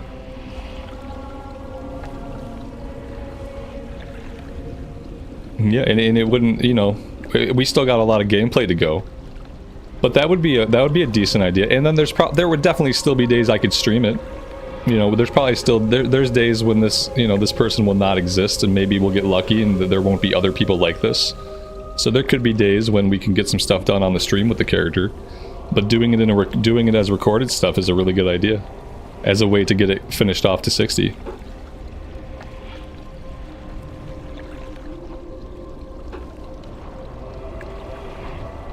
And what I really want is for like, because I could deal with this, like, and it's fine, like.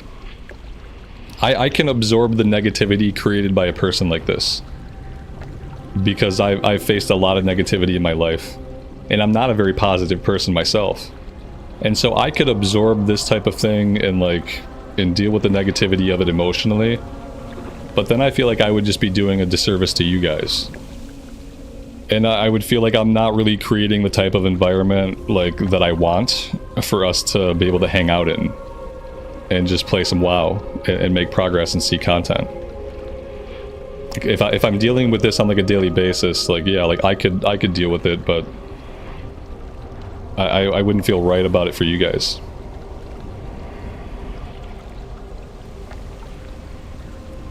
And the thing is, like, I can completely eliminate this type of behavior from being possible on the stream by streaming on a PvE server. Like, I can just get rid of that possibility. And then, instead of having one ganker for every 100 people hanging out with us, we'll have 0 gankers. We won't attract that kind of person at all. You know what I mean? And then if I continue with the Pally in the recorded series, then we can do some stuff at endgame. You know, and at endgame we can actually go into like structured PvP. I think this is what I'm gonna do. And this actually solves one of my big problems I've had recently, which is like, what do I want to do with my recorded series? Like, what do I want to play in the recorded?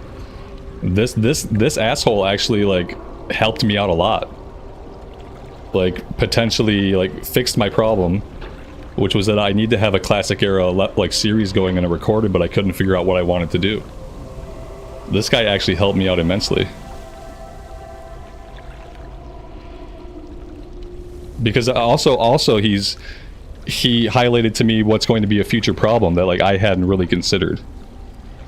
And that future problem is obviously the concept that this kind of behavior is going to grow and grow and grow. See, he's still here with us. And it's like, so I've actually learned quite a bit. He's helping me get a recorded series going, and he's saving me hundreds of hours of time in the future. So that like I won't have to deal with anyone else like this. Like yeah, he's really helping out. He's helping out in ways he could never have anticipated. Yeah, it's actually funny.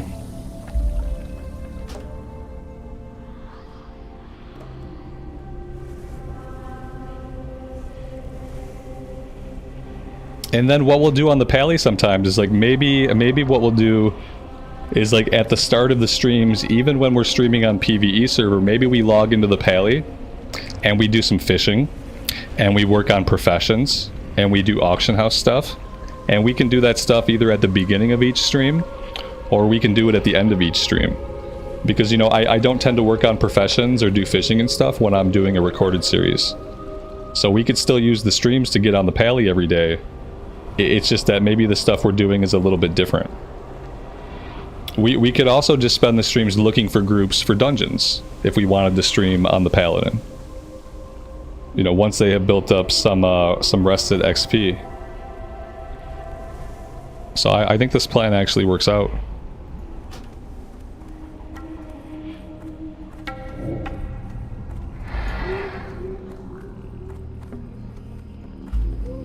Who knew a sniper could be so helpful? Yeah, he inadvertently has given me lots of answers for lots of different problems. Both current problems and future problems that haven't even happened yet.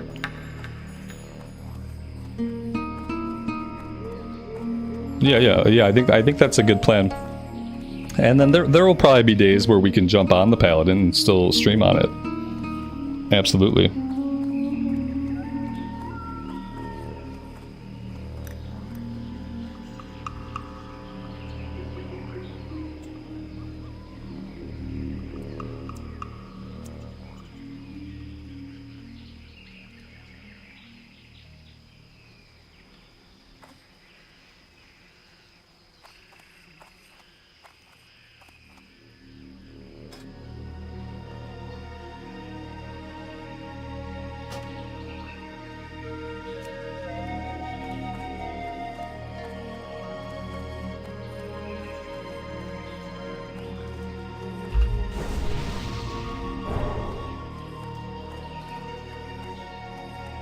Maybe the real stream sniper was the friends we made along the way. Exactly. Exactly. Do we have a poll? I don't know if I want to do a poll. I think I'm still thinking about a rogue. I don't know if... I think my desire for a rogue is still there. And then, like, you know, the thing is, like, we could level an alt here. Okay, like, let's think this out to conclusion. We could go level on PvE. We don't have the problem. If we level an alt here, we won't have a problem for like the first 20 levels, right? As soon as we're past that first 20 levels, then we're into PvP. Then we're just a target for anybody who wants to get their jollies off.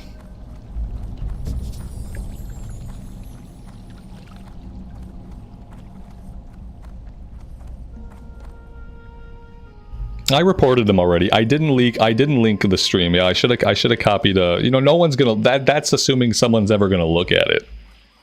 You know what I mean? It's assuming anybody's ever gonna look at it if I were to like put the link to the stream in the because like when you go to report somebody, there's not even a way to report them specifically for what's happening. So I just had to pick a category and then I had to type out like what he was doing in the comment box. Like no one's ever gonna read it. No action is ever going to happen because of it. We'd have to mass report him, like, which is kind of like slightly unethical in order for any action to be taken. We'd have to do like a mass report, which probably isn't going to happen anyway. Alex, happy Monday, man. How's it going? Oh, we got a stream sniper today, man. You've missed all the fun.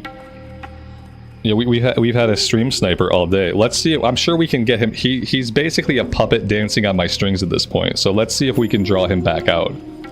And then if you guys would like to, feel free if you're in the game to report him for something. And then make sure if you do report him to type out, you know, that he's stream sniping. Yeah, let's see if we can get him to come back out. It's getting later into the afternoon, so you know he probably has to go to his part-time job soon. So like he might not be able to be with us forever. But let's see. Amar, thank you for the $5 super chat, man. I appreciate that. Don't play on a PvP server. We're already here. It's too late. We're already here. Here we are. We should probably pull our pet back out.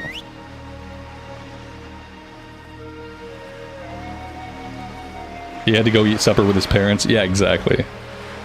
And who has supper anymore anyway?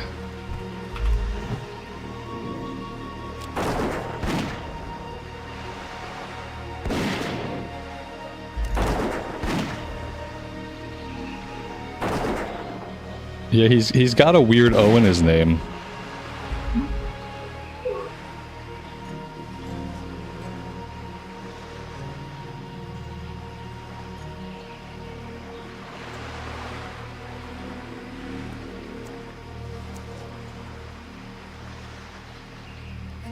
I'm pretty sure it's that O. I'm pretty sure that's the O that he's using. It's a special character. You get it out of Microsoft character map. But if we see him again, we'll double check. No, it wasn't a 0, was it? Was it a 0? I thought it was a special character. Yeah, see, someone would have to go back and check. For some reason, I thought it was a special character, not a 0. Oh yeah, maybe it was this. Maybe it was that. That's what I think it was, and that's also a special character. 0 with a strike through. Yeah. It's that one right there that I just copied. Yeah, it's the special character that I copied right there. Yeah, there you go. Nick's got it. Chicago with the special 0 at the O at the end. Yeah. There you go.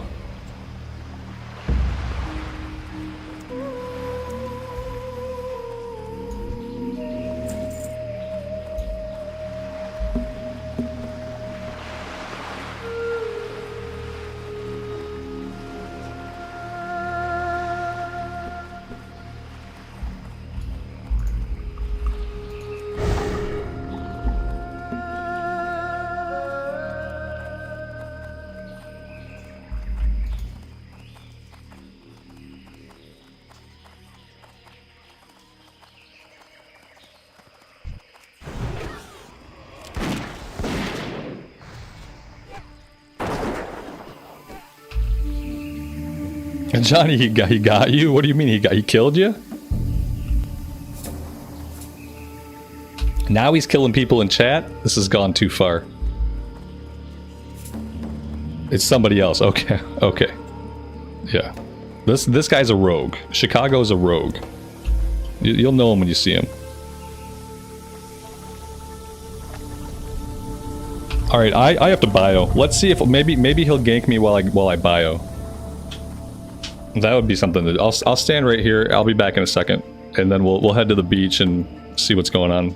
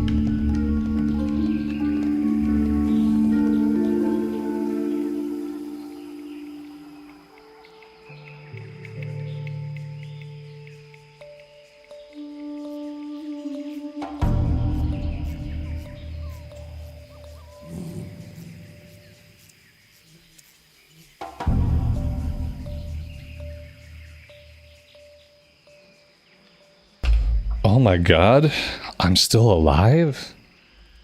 I'm sure he's given up.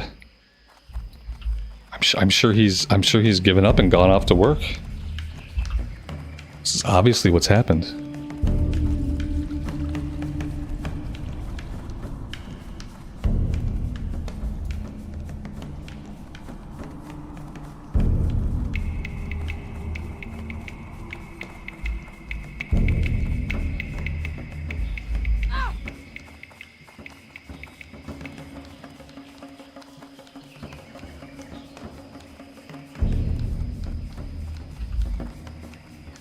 The parental locks came on.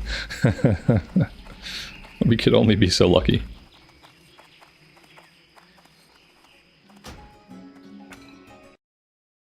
That was not the button that I wanted.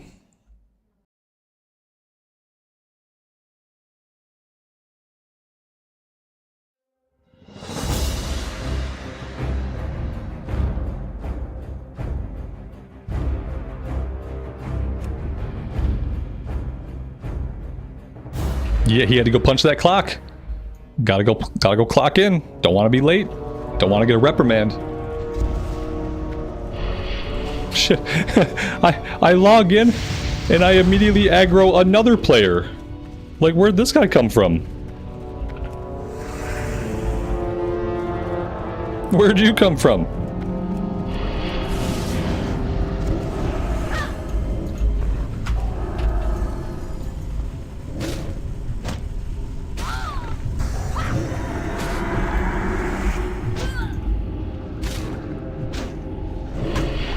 Oh my god.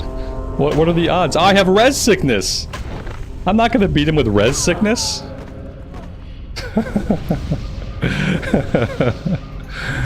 Oh, I had res sickness, guys. I don't know if you knew that.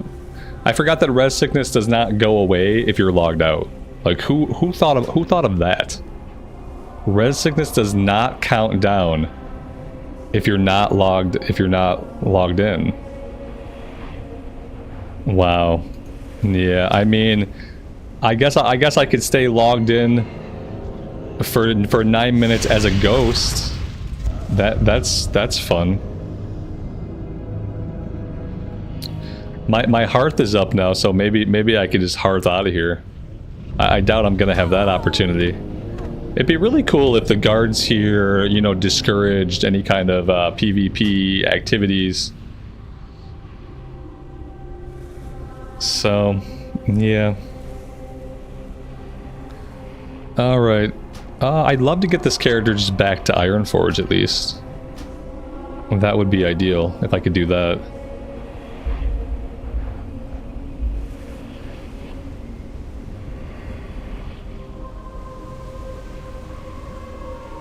Resurrect now. Yes, I would like to resurrect now. And then I would like to hearth out of here. Yeah.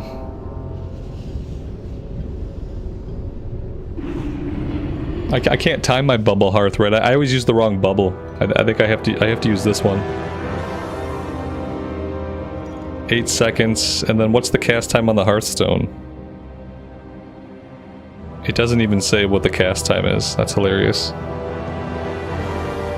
You'd think I would just know what the cast time on the Hearthstone is, but I really don't.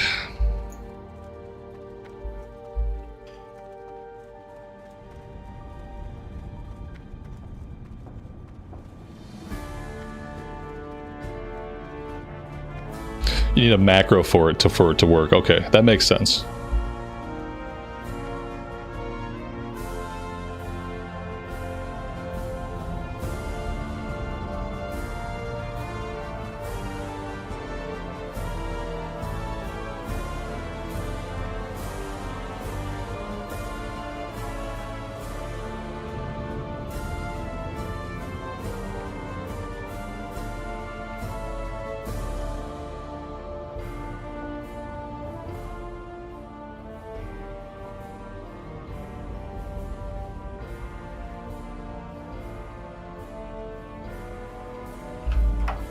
You know, the other option is this.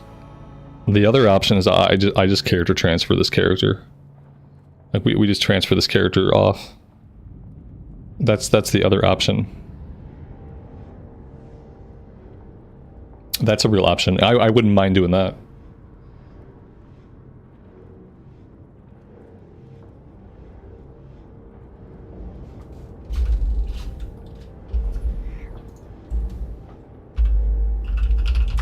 I could transfer it off. It's been real, it's been fun, but it just, you know, it's not real fun type of thing. I could just send this character over to Mankrik. That would be another solution. That'd be very easy. One swipe later, an inconsequential amount of money later, and this character just is over on another server.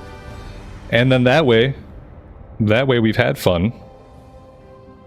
But then we can actually make progress, because I'm at that point. I'm at that point in the leveling progress where I would like to make progress. Like I want to be progressing every day. Yeah, I do like PvP, and if I was gonna play by myself, and if I was not gonna stream the game, then I wouldn't mind like staying on a PvP server. But I think like when I'm streaming it, I'm gonna attract people that want to give me a hard time.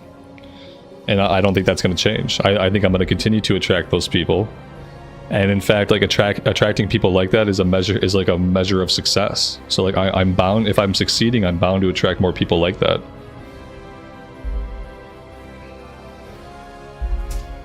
I could transfer back after I hit 60. Yeah, if I really want to be part of the community, I could just hit 60 and then transfer back. Yeah, exactly. Is there some kind of cooldown on like how long before you can transfer back? Because you should just be able to pay for a transfer like whenever you want.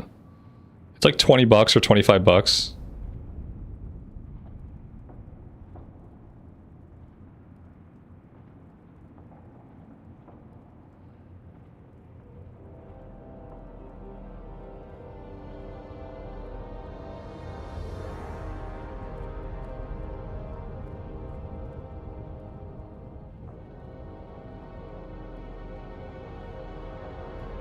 $72-hour cooldown. That's not bad.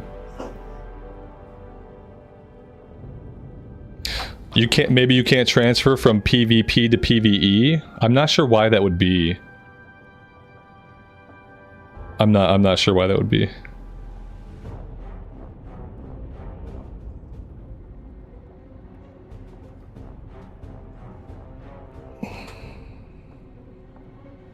No, the problem isn't right now. The problem is a future where this is a bigger issue.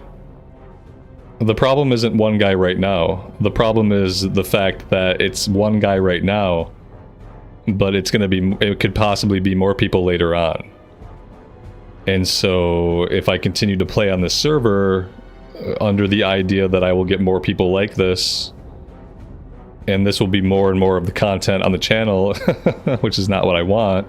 Like, I have to think about, like, what the content is like if I have more people who are being a nuisance in this manner. And I can't be naive and tell myself, like, oh, this is a one-off, this is just one guy, one time. I think convincing myself of that might be a little bit naive. We collected some data, you know, we switched characters and we went somewhere else to see if that would solve the problem. And that didn't solve the problem. And so I could level up a rogue, we could start a rogue, and like in the lower level zones that's going to be fine, but like how long is the character going to be in the low level zones? They're going to be in low level zones for a small portion of their leveling experience. Eventually they're going to be out in the big boy zones. And if they get out in the big boy zones and I got one person for every 50 people that wants to stream snipe me, that's going to be hard to maintain like an entertaining and decent stream in like the kind of environment that I want to foster in the community.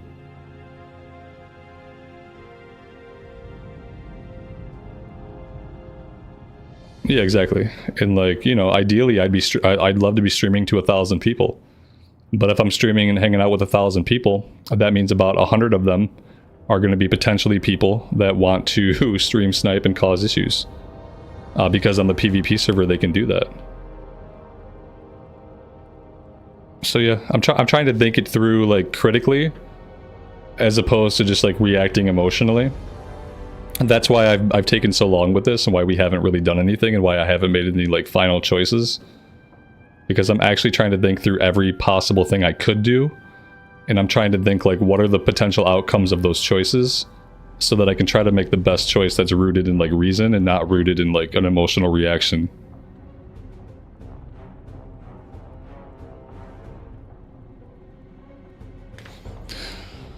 So yeah, so that's what I'm doing right now. That process could take the rest of the day.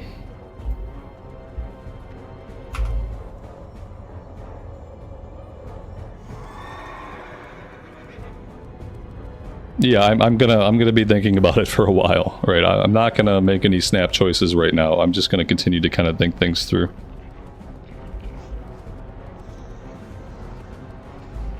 Maybe just do it as a recorded, maybe not. I don't think I'll bother with the transfer. What's on your mind? I don't think I'll bother transferring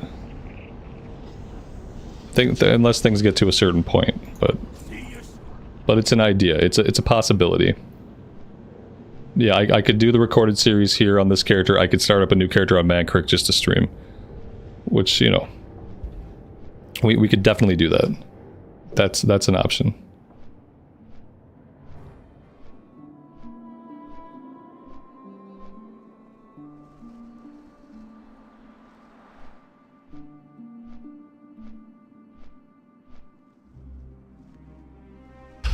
I could join a real guild. Yeah, I could join a real guild, but then I have to be social in the guild.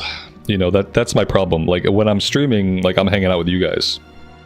It would be really hard for me, I think, to like hang out with a guild and befriend a guild in the game while I'm also hanging out in the stream and we're chatting. Like that's like too many points of communication. And so it's hard for me to get into a guild and like be an active member of the guild, because I don't even have a lot of time to even read guild chat, like see anything that's going on. It's too much socialization. Yeah, it's almost too much for me.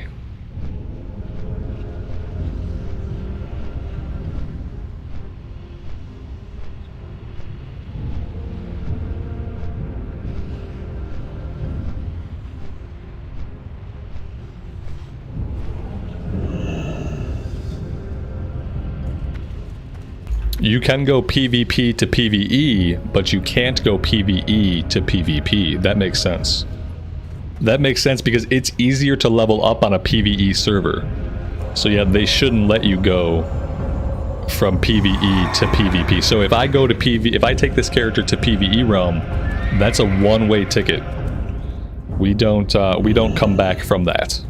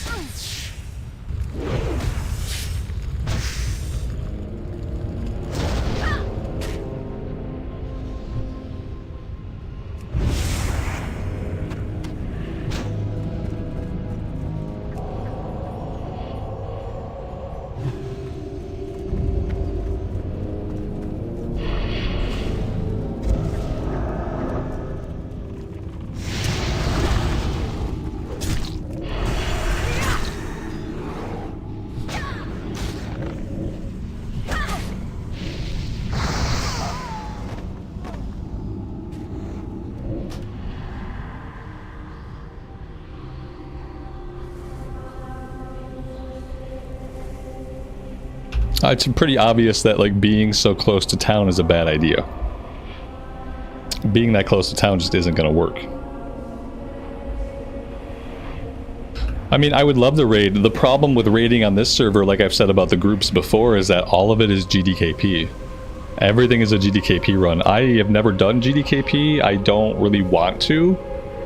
I don't have anything against it in particular. I just have never done it, and I don't really feel the desire to do so. So that's really the problem with raiding on this server. I don't know how that compares with other servers and like how they run their raids. If there's more just like legitimate pugs, or if everything everywhere is now GDKP, like that could be the case, you know. Maybe everything everywhere is GDKP. Maybe that's really all that there is GDKP, and I'll just have to like kind of get used to that. I'm not sure. The PvE raiding scene is better, less GDKP. Yeah, I kind of would think so, but like obviously like I don't have a frame of reference to know for sure. I do know that when I'm on the Mancrick cluster, like I don't see as many boosts going out. Boosts in GDKP are not the same, but like low level stuff, I don't see as many boosts. I see more like actual groups.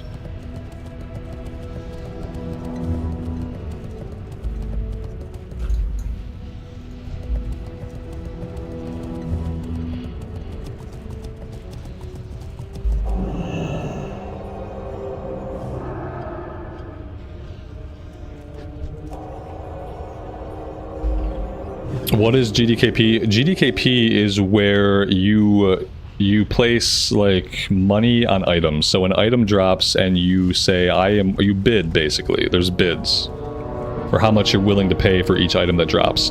And then like I guess let's say you don't get an item. In a lot of GDKP runs, you then split the gold that got paid in. So even if you don't wager on an item, like eventually you'll get gold at the end of the run. Something like that. Like I'm sure they all have their own like specific caveats and rules. Maybe someone else who's done one can explain it a little better.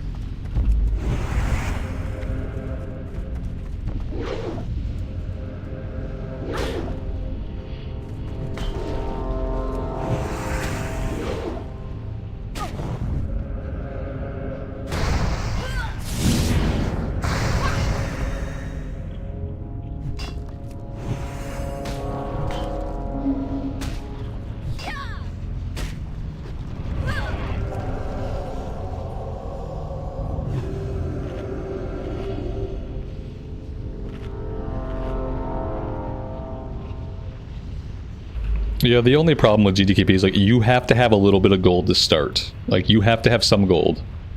If you don't have any gold, then it really doesn't give you a place to start.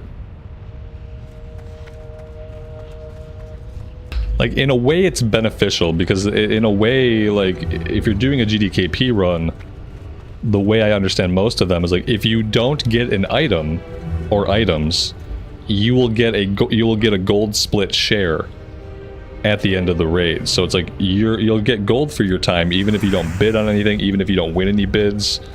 So like in a way it's kind of good, but there's something a little bit too contrived about it.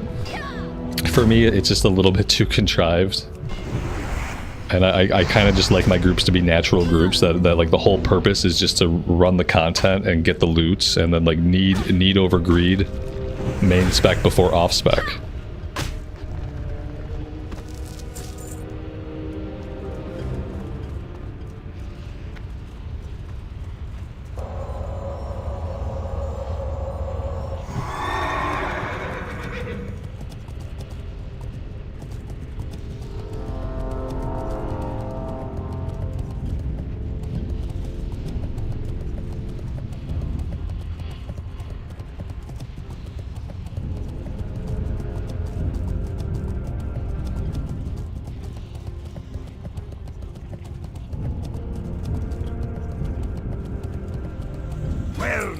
Yeah, I would think that they would want you to bid on something, right? I would think there'd be precautions against somebody like coming into the run, not having any good gear themselves, not having any actual gold, because then like if you're never gonna bid on anything, then you are just kind of like taking up a spot and getting some gold at the end.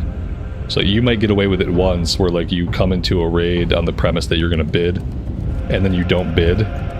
Like, but I would think that if you don't bid on anything, like they're not under any obligation to give you your gold split.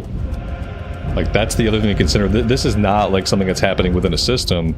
If you don't play by their rules or they don't like what you're throwing down, like they're not obligated to give you your gold split at the end. Like there's no way you can make them do it.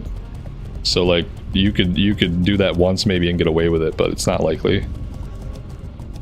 If you're gonna go into a GDKP, like you have to be ready to bid on something. Otherwise, it's not a good idea.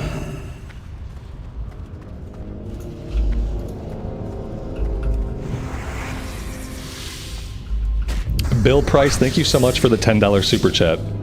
That is very generous of you. I appreciate it. Thanks for being here and for hanging out with us.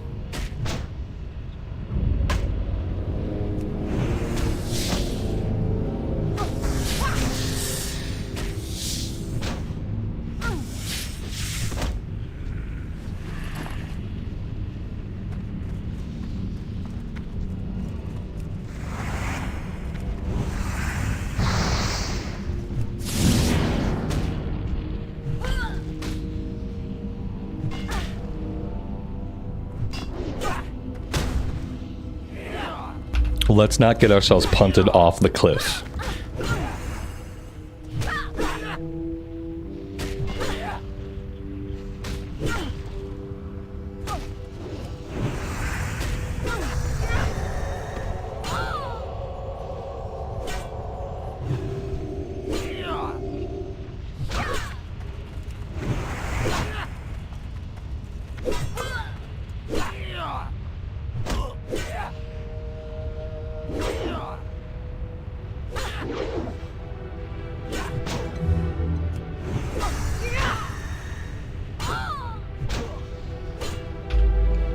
Lael, thanks for the membership, man. I appreciate that.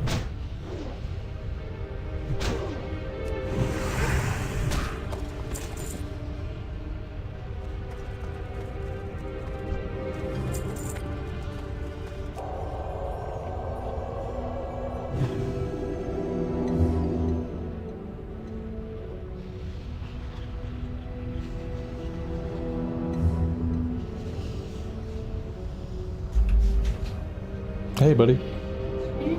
Yep.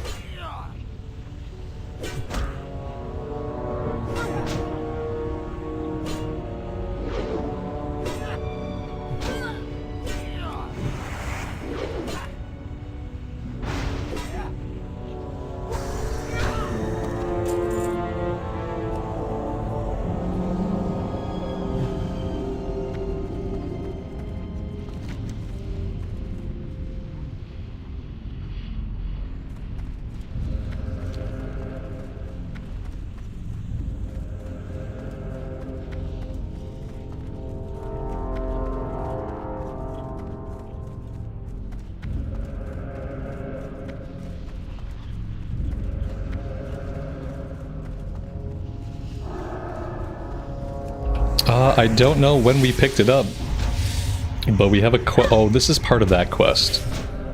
So this is the quest. We need like 3 different items. We don't know where any of the items are, but we also need crystal legs off the spiders. And I don't think the quest has any information about where the other items are at. Let's see. Yeah, it just says he was looking for some stuff in Searing Gorge and a few other places. So I might have to look this one up. to figure out like where the rest of these pieces are at.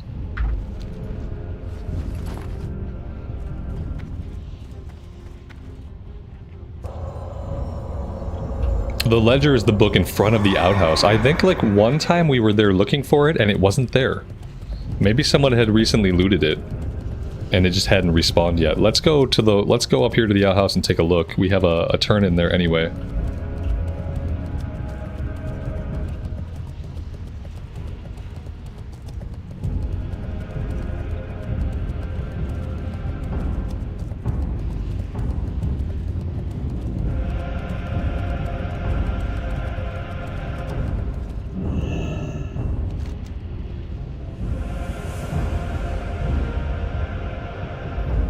Oh, nice. There we go. We got him out.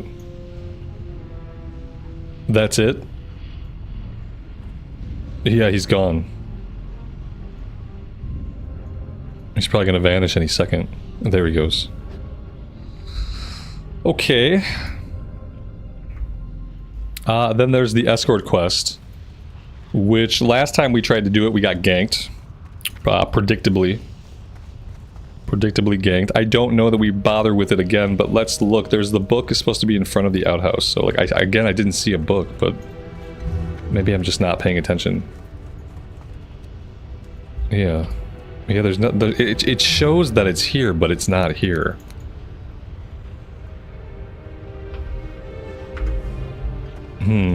Oh, there it is. Yeah, it must have been a respawn issue.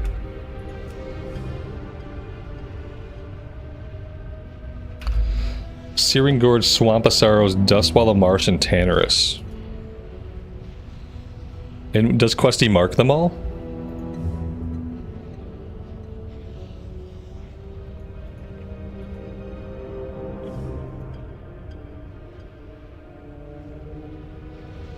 Yes, it does. That's a lot of different places. Like, yeah, I guess eventually we could do that.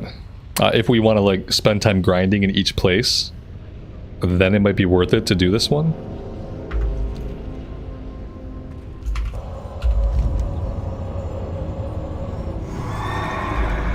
I don't really want to farm up the 20 crystal legs until we have all the other items. I don't really want to spend time farming, because if I do that now, it's going to be another item that has to sit in the inventory that's going to be like in our inventory forever. And we already have more than enough inventory issues. So let's head back over this way. We're looking for one more lava spider. The Incendisaurs are underground. It shows them right up here, but you actually have to go into the caves to get to the Incendisaurs. We can try to do that, but I feel like there are other quests that take us into the caves that we're not quite ready to do yet. So maybe we have to wait.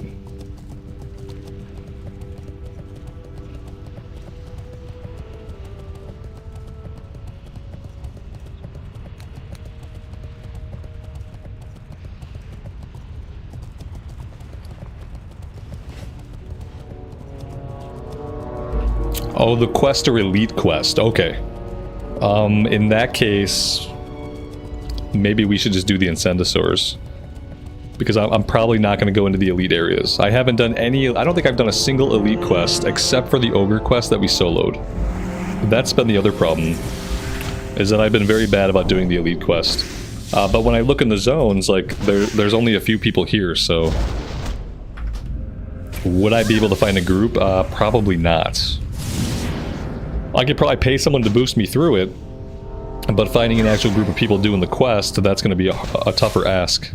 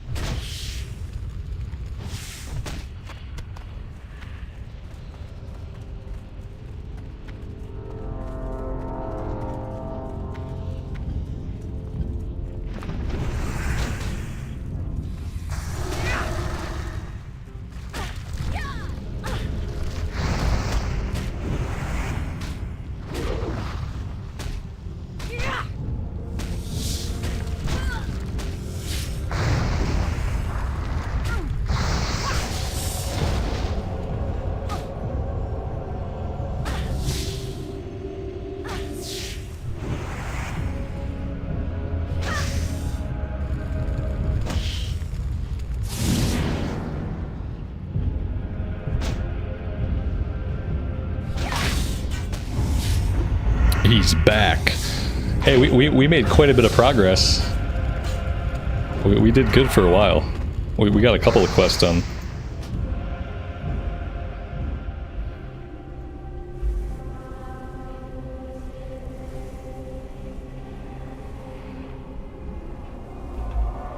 Yeah.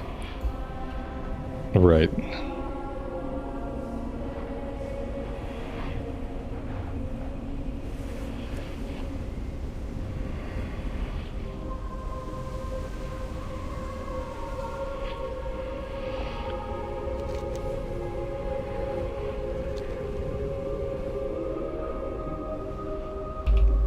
Mm-hmm.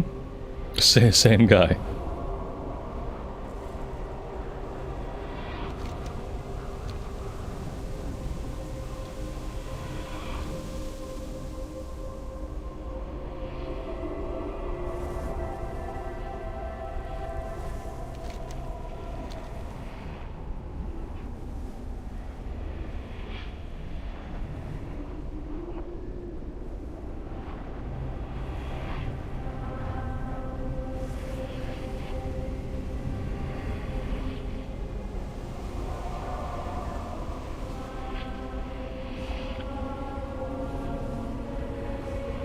He's my biggest fan. He does seem to think about me a disproportionate amount.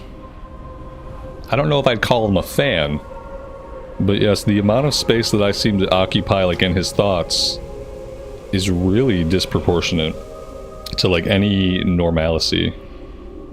So yeah.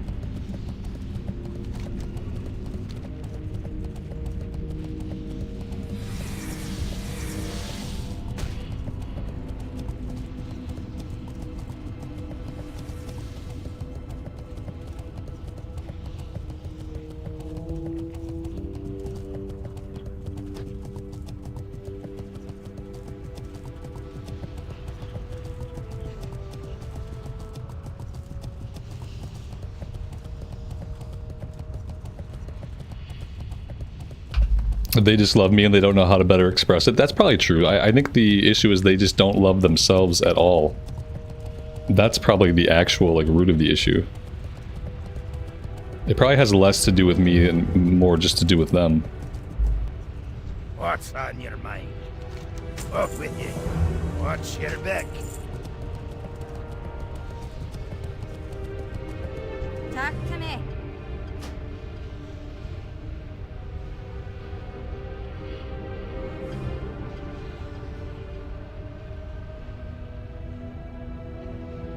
Watch your back. We should do Battlegrounds? Maybe. We could do some Battlegrounds. We are level 49.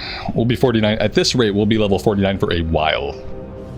It's going to be a while. On that note, guys, I'm going to go have some lunch. I'm going to go make myself a sandwich and take a little break. We're going to let this flight go. I'll probably be back, like, it'll probably be longer than this flight. I might take like 10 or 15 minutes. And just get something to eat so I can come back and we can play some more. But yeah, appreciate you guys being here. I will see you guys on the flip side.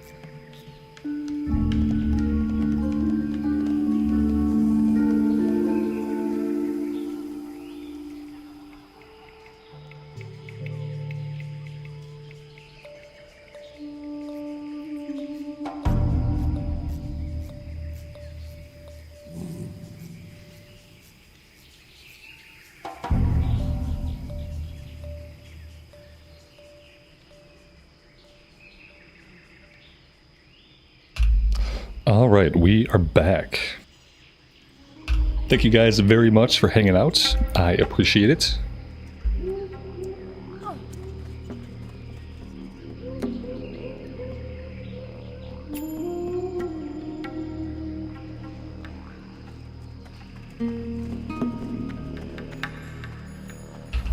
Achievemo, thank you so much for the 5 gifted memberships, man. I really appreciate that. Welcome to the 5 new people. Thank you guys for being here and hanging out with us today.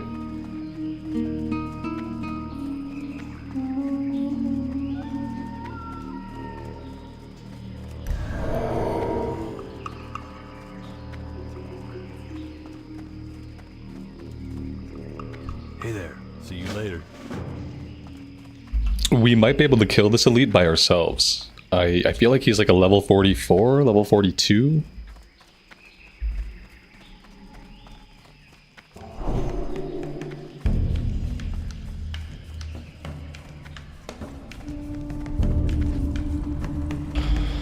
What are my thoughts on Classic Plus? At this point, I don't think we're ever going to get a Classic Plus. And the reason I think that is because we got Season of Discovery. And if the people who made Season of Discovery were to work on a Classic Plus, I don't think a lot of actual Classic players would be very happy. Because I consider myself a Classic era enjoyer, and I did not enjoy any of SOD after Phase 1.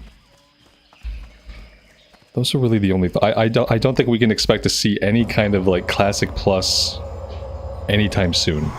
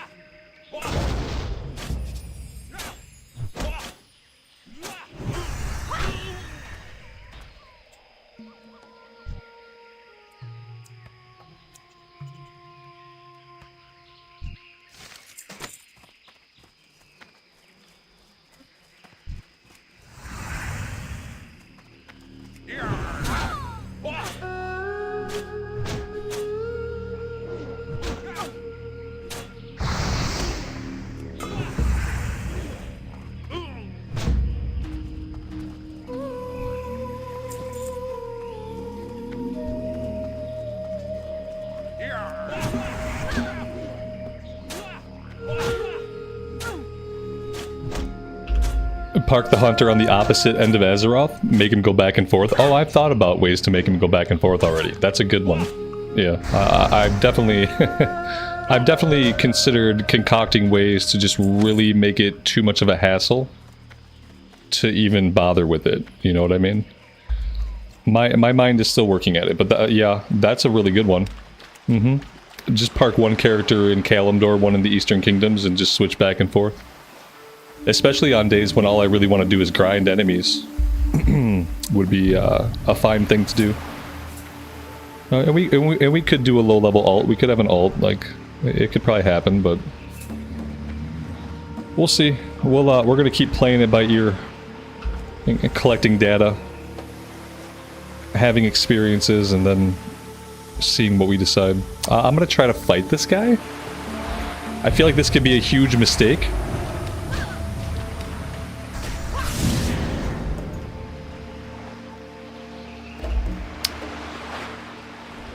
It could have been a huge mistake, but I have some help, so I will definitely take the help, and I appreciate it.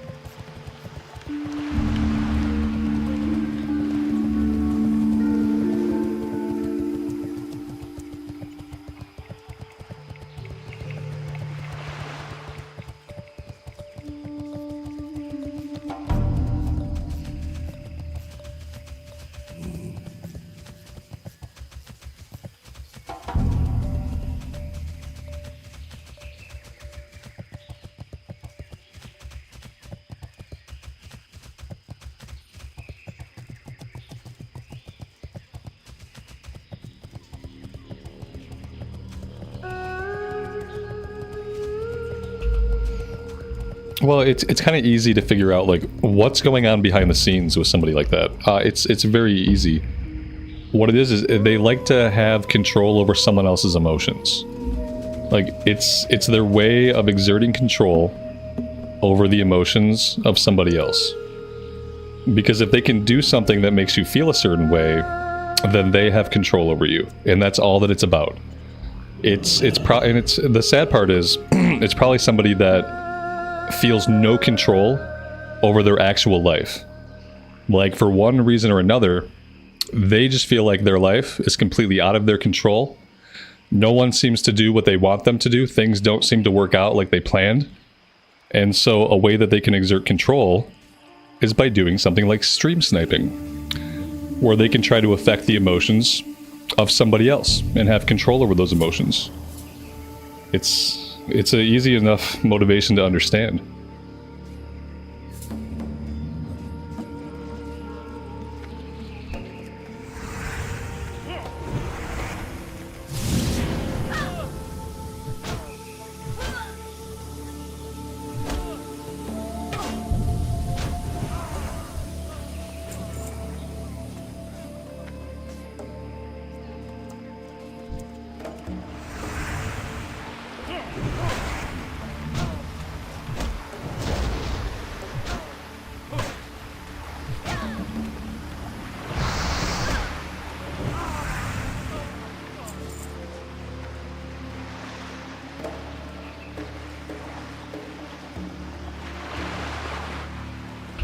Yeah, Lael, that's absolutely true.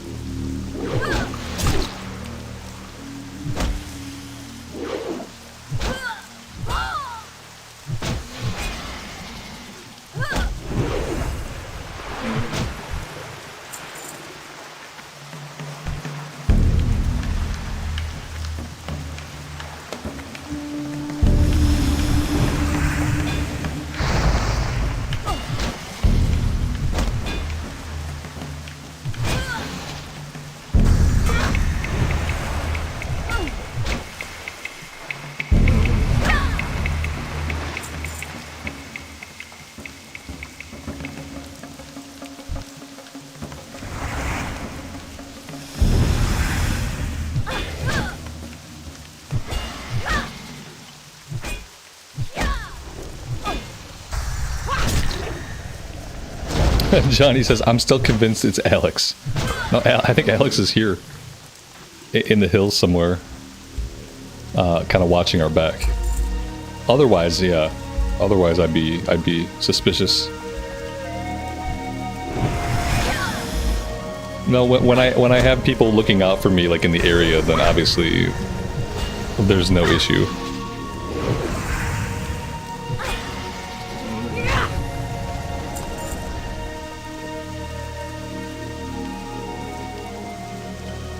I think maybe also grinding in areas that are high alliance population, like just a lot of alliance people nearby. Like grinding in areas like that could be good.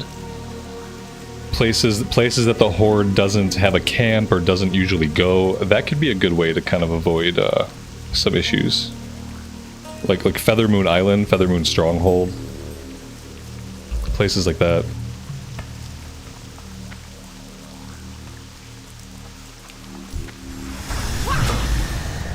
Johnny, when did you get killed? When did that happen? Was that earlier?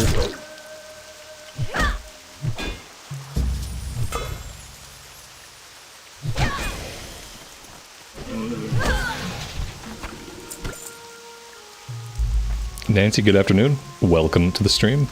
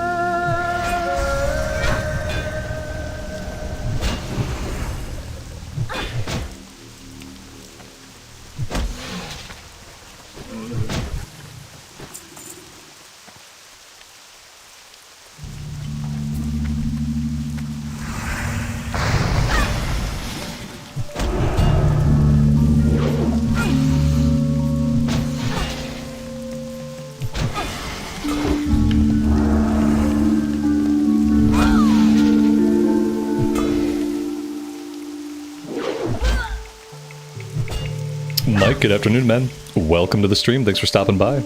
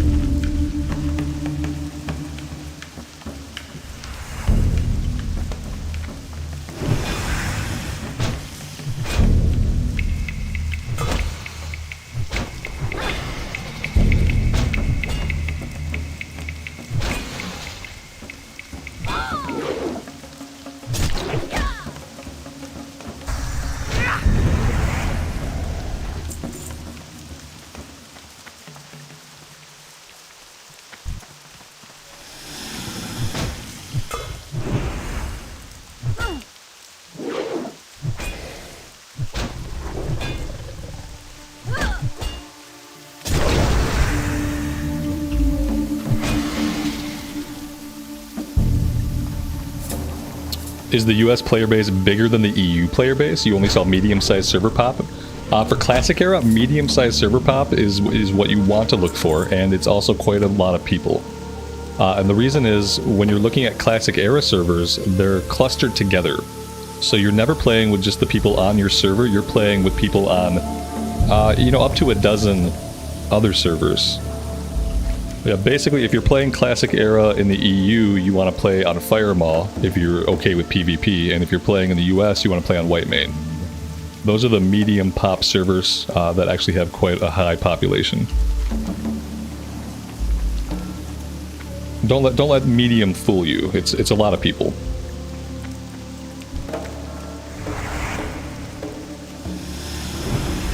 As far as whether one player base is bigger than the other, like I'm not sure. But yeah, Firemaw is the biggest server in the EU. Similar to how Whitemane is the biggest server cluster in the US.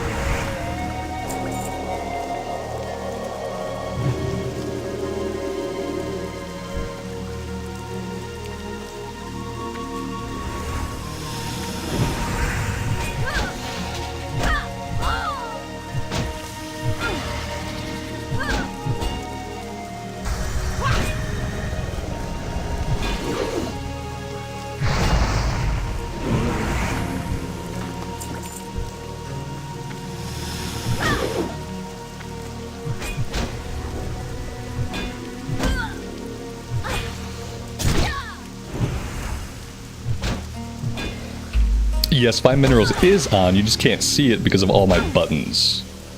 Let me move some of my buttons.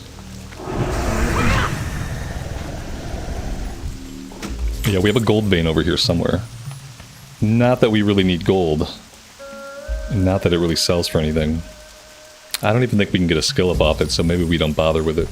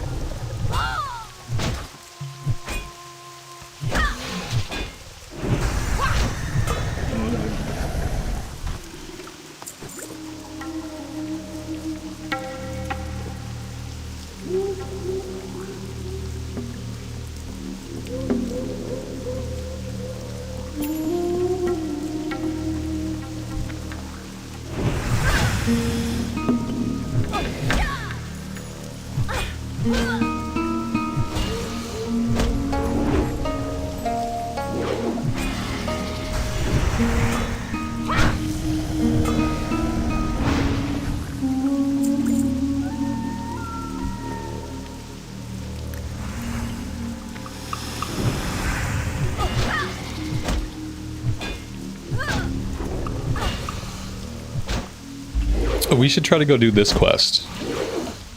I think we could do this one now. The last wave is like 5 mobs, but I think they're all like level 42, 40, 42. So we might be able to do that. I think it's in a cave. I think maybe it's this cave. We have to get 10 gorilla fangs or something like that, and then that, yeah, here it is. Yeah, we need gorilla fangs. Maybe we'll go do that.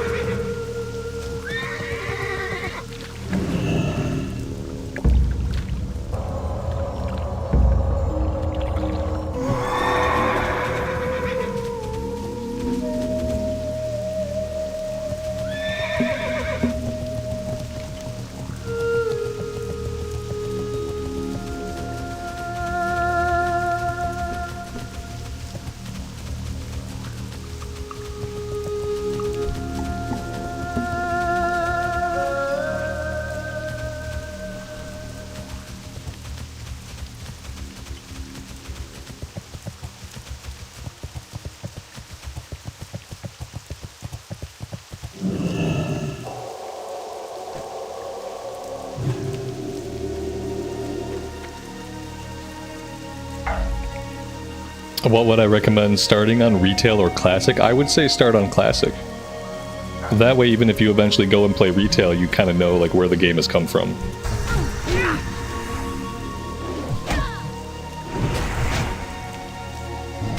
Yeah, they're completely different games. So I would say try classic first, especially if you like what you see here in the stream, and then try retail, and then you'll see both.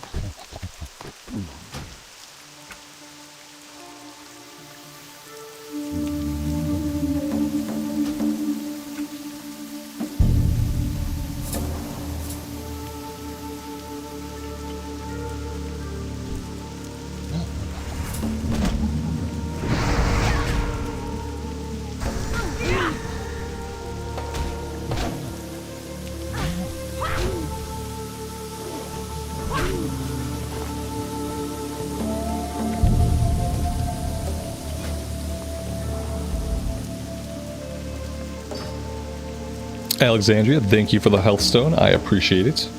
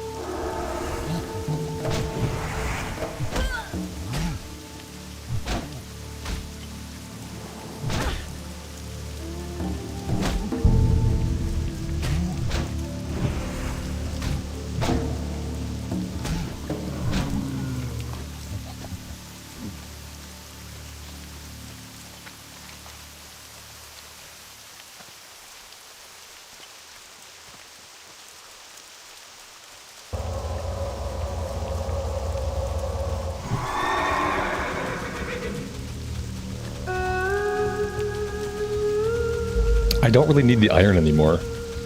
I need mithril and up. It's really all I need.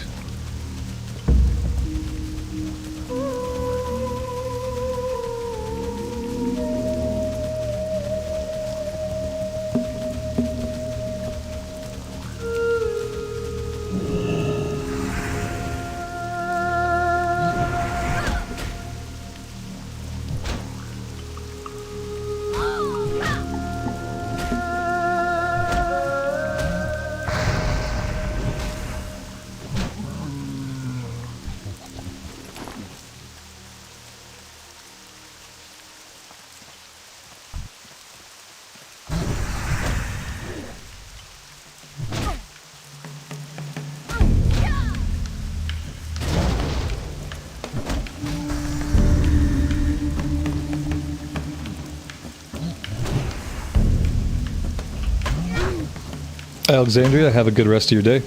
We'll see you next time.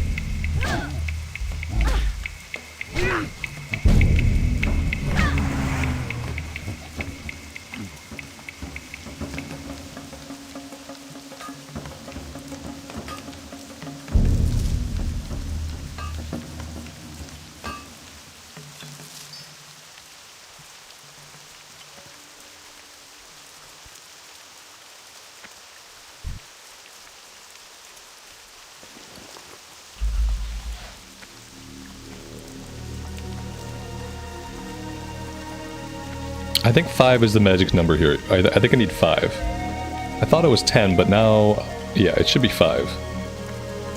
Okay, let's see. We need our food buff renewed. We need might. So there's going to be like 3 different waves, and the last wave is like 5 mobs. So we'll see how it goes.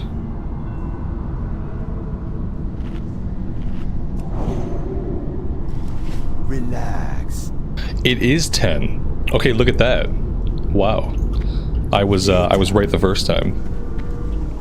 No need to second guess myself. We have more gorillas to kill.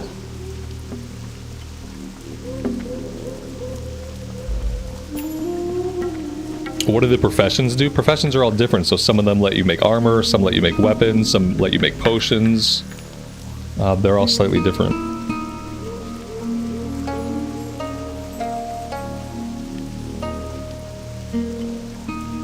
What's a good way to make gold in Classic Era? So the only way that I have found to make gold so far in Classic Era is start a YouTube channel 6 years ago, run the channel for 6 years, start playing Classic when it comes out in 2019, continue playing almost exclusively World of Warcraft from that point on, start streaming Classic during Hardcore, and then slowly build a community over time.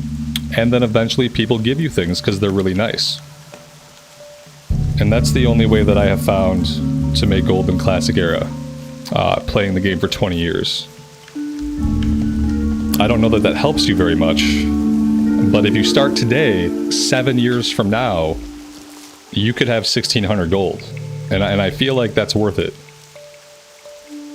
I feel like it's worth it.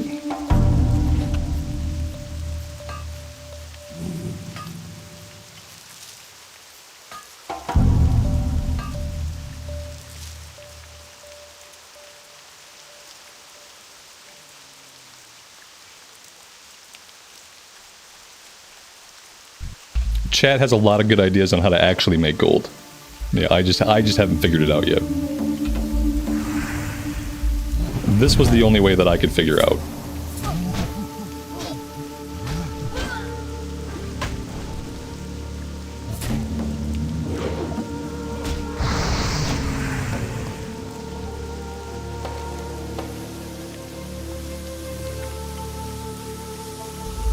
We need the gorillas to respawn post haste.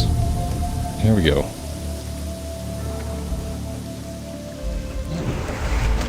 Yeah, I've been trying to fish, but I can't find time to do it off stream. Depending on how much we get ganked going forward, we might be fishing on the streams a lot more.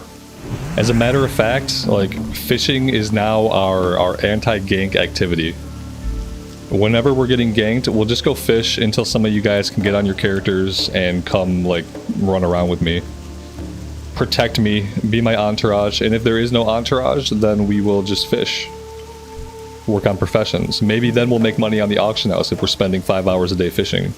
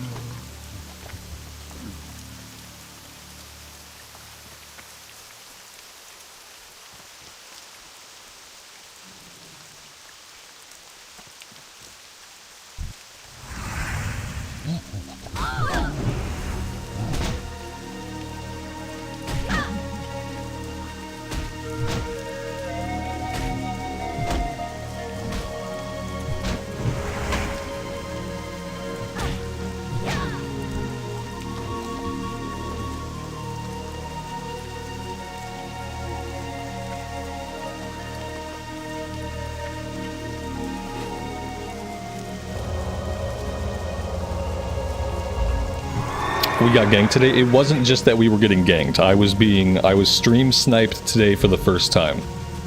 And today was my first time being stream sniped. It was somebody who has been following us around for most of the day. It was somebody who was obviously in the stream with us. And yeah, I've been ganked before. Like, being ganked is not a big deal. Being ganked, you can go to a different zone, you can go to a different area, you can hop on an alt. Being ganked is not a problem. Being stream sniped can be a problem. And so that's what happened for the first time today. But now I think I have, I think I now have ways to deal with it going forward. So it's good that it happened today. Because now I have a plan that's completely formed, and I know how we're going to handle this kind of stuff going forward. The first thing that we're going to do is I'm going to ask for you guys to bring any of your high-level characters to where I'm at, to hang out with me. If that's not an option, then we will go fish and work on professions. If that's not an option, then we will simply go play a low-level alt who is not in PvP zones. That's going to become our modus operandi. I will ask for help. I will go fish and work on professions. Last resort, I will jump on a low-level alt who's not in PvP contested territory. And that's what we'll do. And we'll continue to have a good time. It was a productive stream snipe. Yeah, exactly. Because it was going to happen eventually. So I'm happy that it happened today and that I've been able to work my way through it with you guys.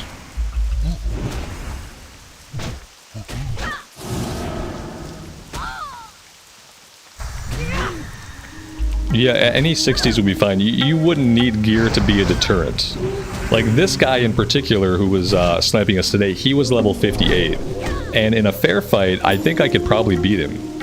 But he always made sure, obviously, that this is about the time when he would come at me. It was like half HP, basically no mana left. And so we didn't really have an opportunity to get in a fair fight. And so any level 60 at that point would be a huge deterrent because absolutely, like in Classic Era, 2-on-1, we're going to destroy the guy. That's going to deter the behavior completely. You know, because the behavior is he just wants an easy shot at killing me. If it's not going to be easy, if he might die, oh God forbid he die on the stream, that would be super embarrassing for him to die on the stream. And so he's never going to, like, people like that aren't going to show their face in any situation where it might not go their way. They're only going to do it if they're 100%, it's for sure going to go their way. It's the only time that they'll open up. So yeah, just having other people around would help. Eventually we should probably get a guild going and start recruiting.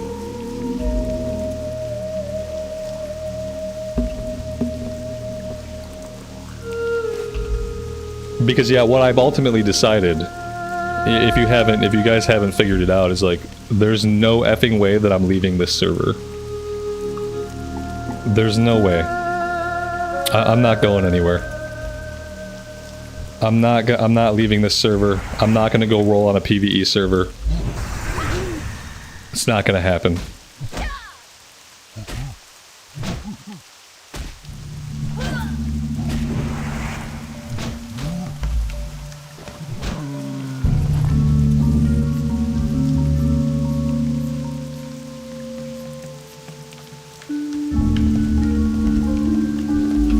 How do I get my classic WoW to look so good? Well, the reason it looks good on YouTube is because I'm outputting at 1440 and I'm using a 15,000 kilobit bitrate. The reason it looks so good just in the game in general is resolution scaling, which is this slider here. To make the game look sharper, unless you're playing on a 4K monitor, in which case this won't help you. But if you're playing on anything that's not a 4K monitor, move your render scaling all the way up. And that will make everything look sharper. It'll make everything look better. So that's the in-game trick. Hey, what was that? The Ziggler. Offhand dagger. This is a rogue. This is a rogue weapon, right? Tell me I can use this. Tell me this either sells well or I can use it on my rogue. It's a level 34 blue dagger. Chance on hit to blast the target for nature damage.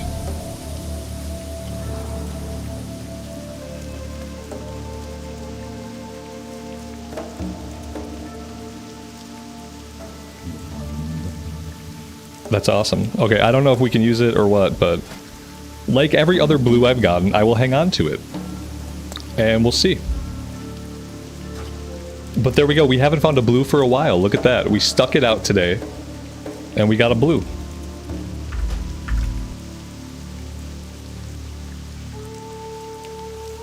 I'm thinking about for the rogue. Thinking about for the rogue we're going to eventually roll up.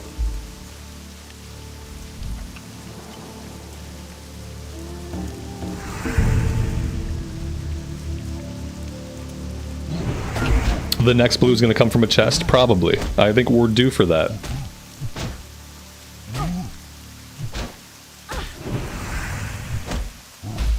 It's the great thing about Classic Area. 20 years and you're still seeing items you've never seen before. Exactly. I still find quests in small little areas that I've never seen before. After 20 years. It's nuts.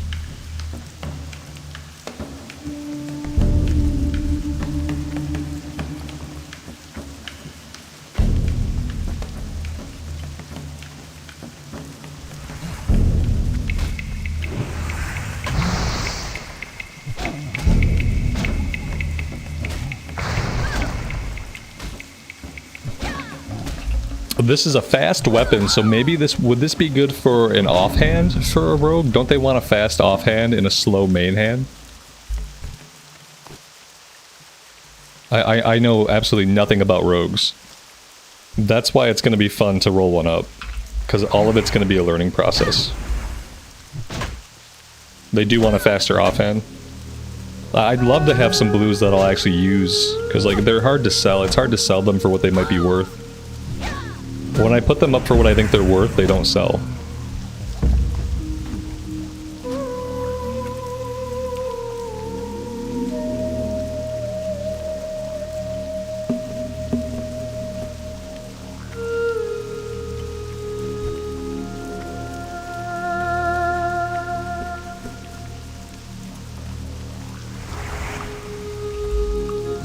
Mr. Santa, have a good rest of your day. We'll see you next time.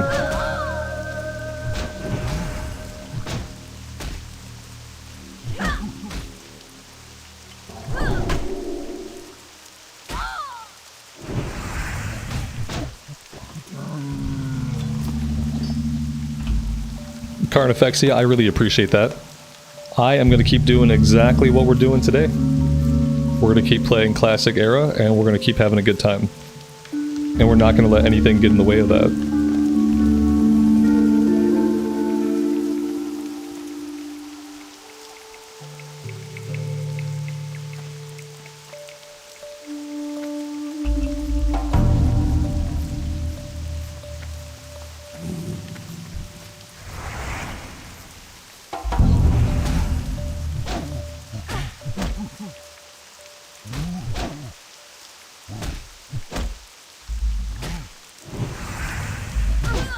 Yeah, that's one of those real like RPG elements that the game lost. It's like having weapons that mattered.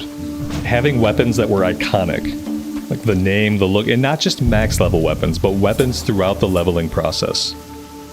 Weapons, items, things that were outstanding that you'd use for 10, 15 levels at a time.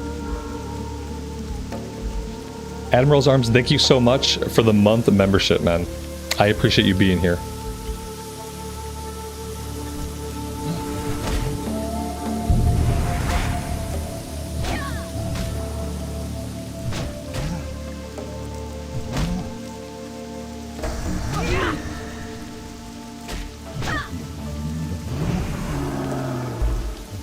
Hell, I have emotes. Those have to be like stock emotes from YouTube because I have uploaded no custom emotes. I wish I knew an artist. I need to befriend a graphical artist who I can pay reasonable sums of money to make me things like channel artwork, iconography, emotes. But I don't have any friends and I don't know any artists, so one day.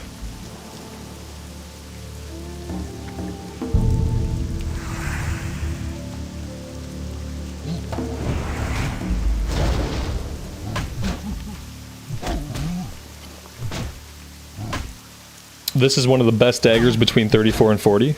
That's awesome. We're definitely going to use it then. We're not going to sell it. I'm gonna get a lot more enjoyment out of it using it.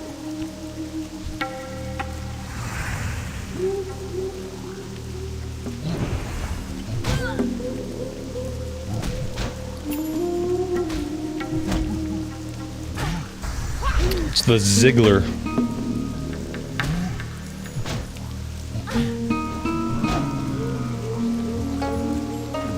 It's got a nice proc too.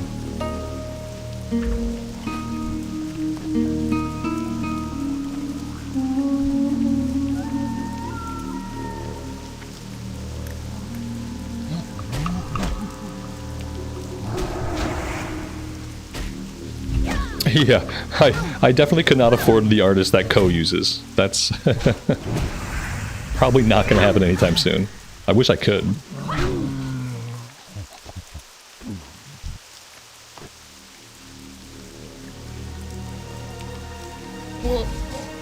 I wouldn't even know what like a normal rate was. Like I don't know like what a normal rate would be. Like let's say I wanted like 10 custom emotes. Like, what would a rate be for an artist to make 10 custom emotes? Would it be by the emote? Like, I don't even know. I know so little. Because there's probably people out there that I could approach, like freelance artists and stuff like that, that I could approach if I had any idea of like what the cost would be.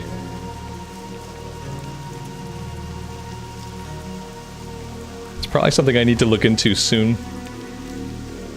We've been streaming for more than a year now. I think it's been a year in 3 months. A year and 4 months, maybe.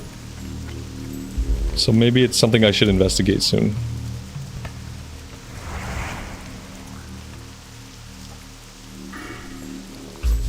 I feel like these gorillas are not dropping the things we need. We have 9. Okay, we are getting them. I'm just not noticing when we get them, but we're close. We need one more.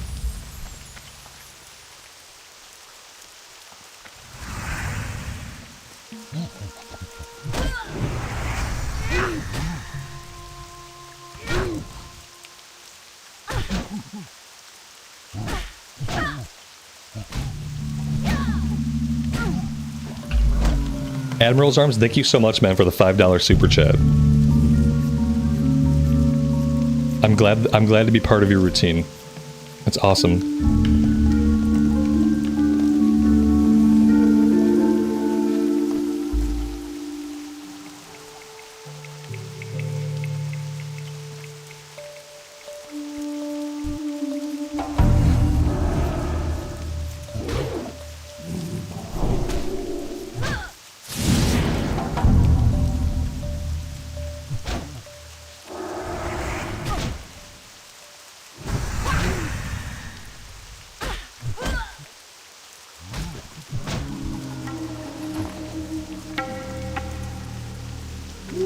Alright, I believe we got the last item we needed. There we go, we got 10. Let's find the cave. And let's see if we can get this quest done.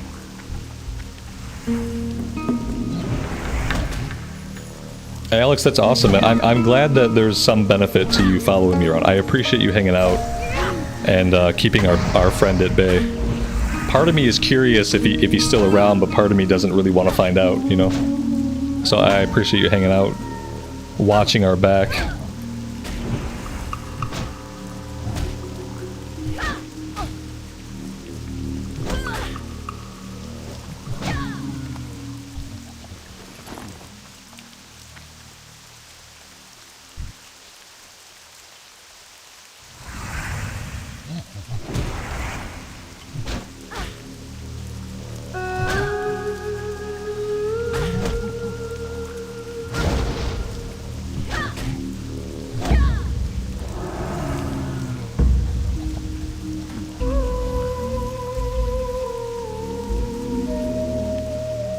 Yeah, Lael, let me know. I would be interested to know, like, what the rate would be. Yeah.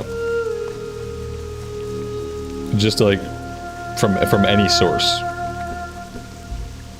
Because I don't even have, like, a frame of reference for that kind of thing. So even having a frame of reference would be helpful.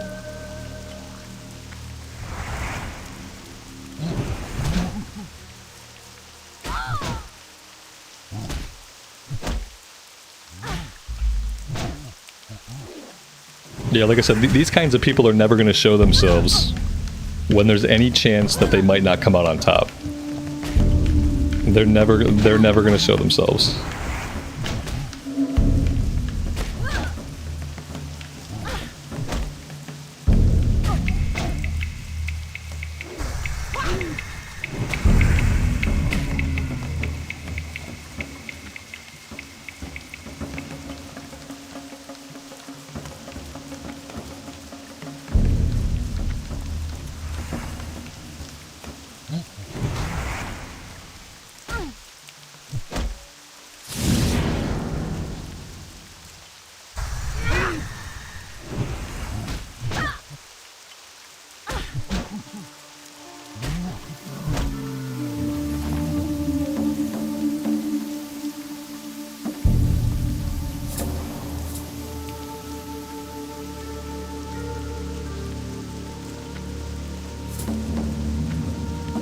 Alright, let's mana up, let's get our food buff going, and let's see if we can actually do this quest.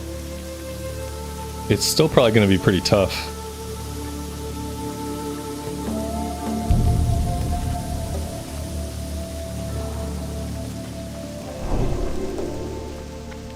How you doing, man? See ya later.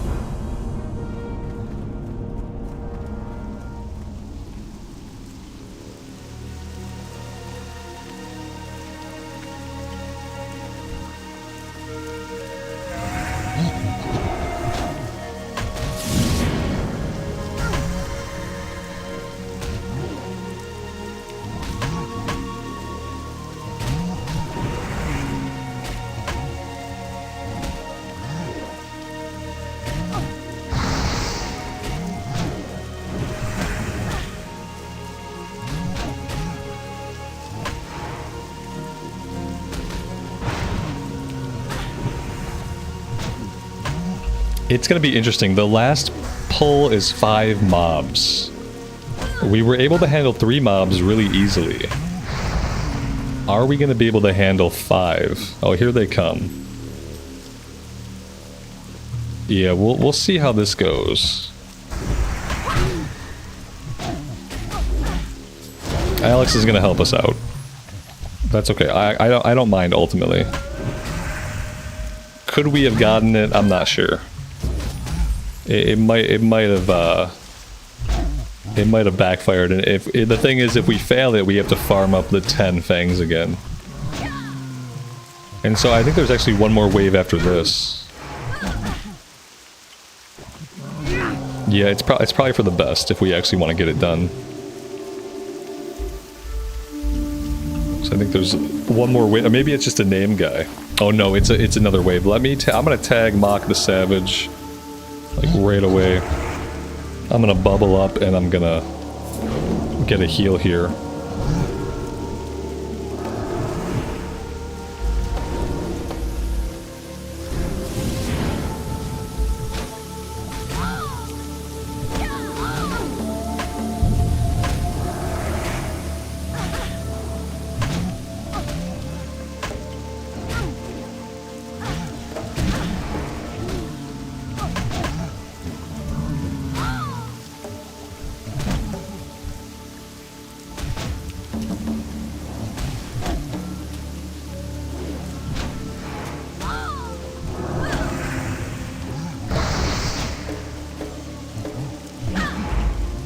Still a bit of a fight.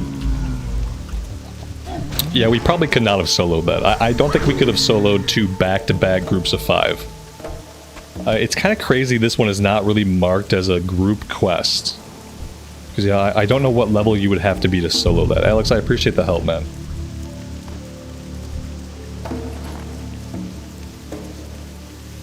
Yeah, that would have been crazy to try to do that solo. We definitely would have died. By the time Mock came out, like, Mock's group would have killed us. If I was really lucky, maybe I could have focused on Mock and looted him before we died, but no, I don't think so.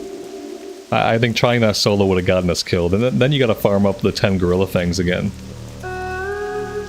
Yeah, I didn't realize... I thought he was gonna be by himself. I thought we did the group of 5, and then, like, he came out. I didn't realize he was gonna have his own entourage. That was the part that I miscalculated. Okay, I think I'm gonna go back and turn these in. And then I really don't know what I want to do next. We could go after the Incendisaurs. This is something we could do. Besides that, I'm not sure.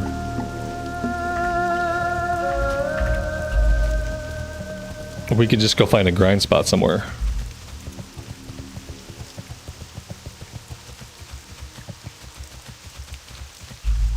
If I ran a dungeon with Alex's character, how much of an XP loss would I get in Mara, for example? I'm pretty sure it's significant.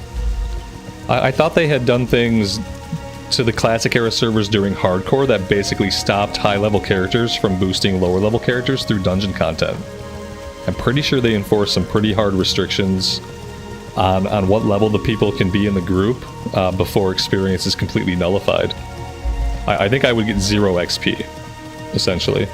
I'm pretty sure it carried over from hardcore, though, like from the hardcore changes. Maybe not. Maybe that's not true.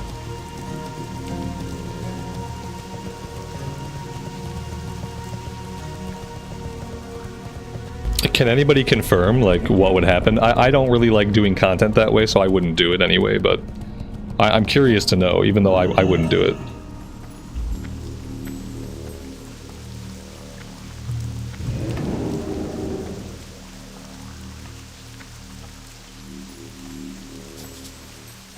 You need something? Have a good one. Be careful.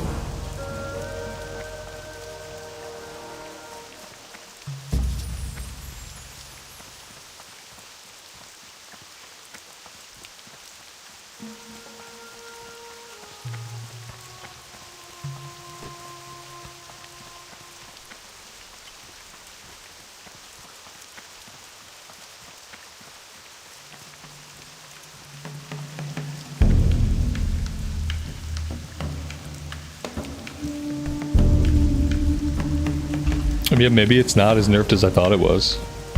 That's a good point, like, why would there be so many boosters?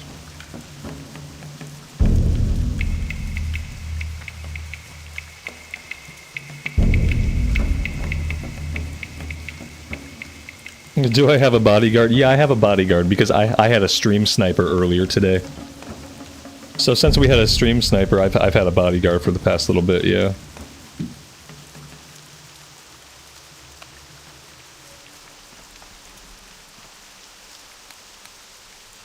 What is this one here? Whiskey Slim's Lost Grog. I don't think I've ever done that one before. Let's go take a look at what this is about.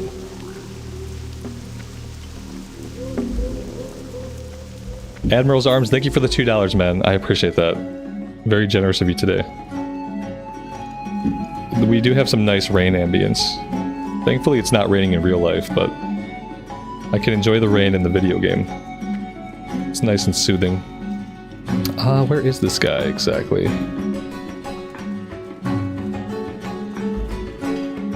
This is not him. Maybe he was down here. Here we go. Need assistance? We were splicing the main brace something fierce off the overlooked cliffs. Old hinterlands just in the distance. Thought the sea was going to swallow us whole. Old Slim knows all about liquid courage. Captain had a private crate of port. I can't pronounce this word. Pupple verbose port. We commandeered from a privateer en route to Stormwind. So when the storm off the hinterlands hit, I busted into the grog. Big wave hit and tossed them bottles overboard. Captain is going to give me a taste of the cat if you don't help me get them back. A taste of the cat. I don't even know what that means. Captain is going to give me a taste of the cat. I don't think he's saying what I think he's saying, but I'm not sure what I think he's saying, and I have no idea what he's actually saying. Anyway, You have a great day now. let's take the quest. Where is this one at? He was talking about the hinterlands. Oh. Oh, okay. I don't know how smart it is to try to do this one. There's a horde town right here. Like, I don't know if we get away with doing this one on the Alliance. You know what I mean? I feel like this is a good place to go to get killed over and over again.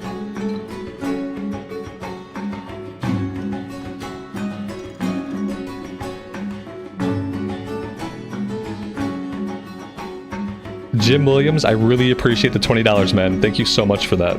That's huge. Yeah, the stream sniper was kind of damaging everybody's calm, my calm included. I think I have some methods in place now to make sure that, like, regardless of what happens, regardless of if somebody wants to stream snipe me, I think I have a plan in place for things we can do. So that we can just quickly transition to something else, and that way we don't have to focus on it. We don't even have to talk about it a lot.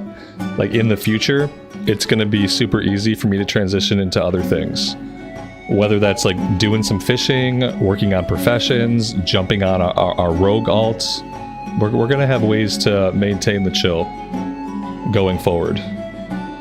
And because I have no plans to leave this server, so we're definitely going to take the appropriate actions as the need arises.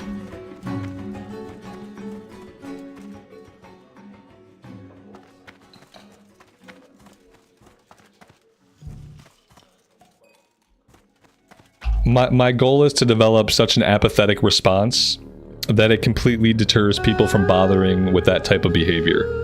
Like, that's the plan for the future, is just get to a point where, like, I will transition quickly to doing something else. You guys will see what I'm doing. We won't talk about it at all. I will just be transitioning to a different activity. We'll all know what's happening, and we'll just move forward. And that way, we don't even have to address it. We don't even have to speak about it. It can just happen, and we can shift into another activity, and we just keep going. And we just keep having a good time. Let's see, so do we want to do anything else while we're here? Message in a bottle. Maybe we want to come do message in a bottle. We might be able to fight that big elite gorilla.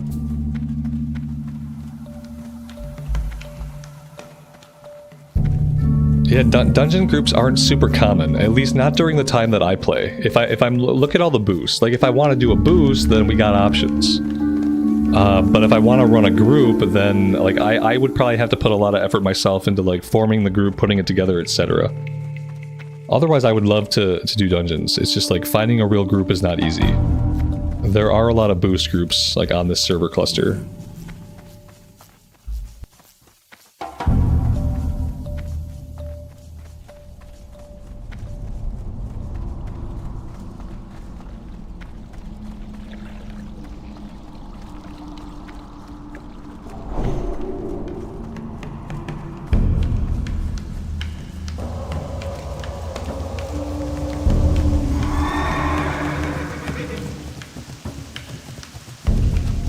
Yeah, there's lots of high-level dungeons going out. Like I think when we start doing like BRD and the Spire, I think we'll find groups for those. But it's the earlier stuff that like I don't see Sunken Temple groups going out. I don't see a lot of Uldaman going out. It's those lower level ones that I'm just not seeing. Jim and 5 gifted memberships, man. That's like insanely generous of you. Thank you so much. Welcome to the 5 new people. Thank you guys for being here and hanging out with us today. I appreciate it. Now you guys are stuck here.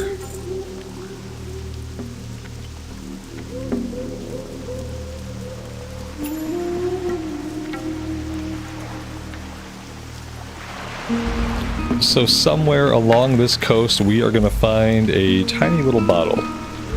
It's probably not going to be exactly where Questie marks, but let's go check that out anyway.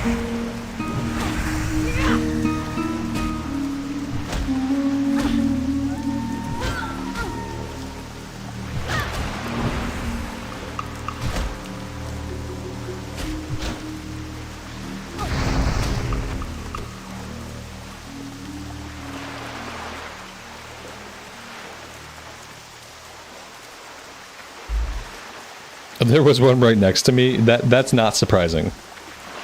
That's not surprising at all. Here's one right here. Pretty close to where Questie marks. Yeah, that doesn't shock me that I just completely missed it. So I guess we go into our inventory. The note reads in fairly good handwriting, to any that can aid me. Please, my need for help is dire. A great Skymane holds me captive on an island in the South Seas.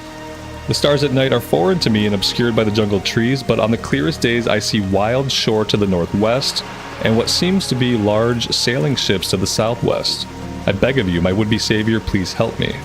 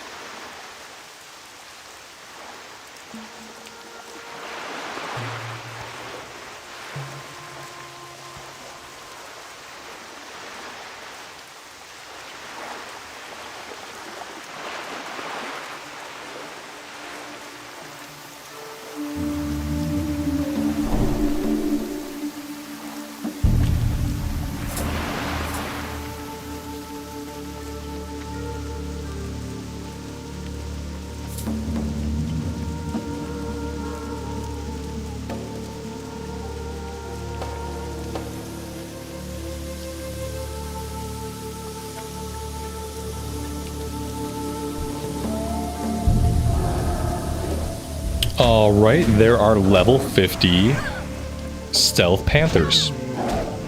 Just hanging out. That's good to know.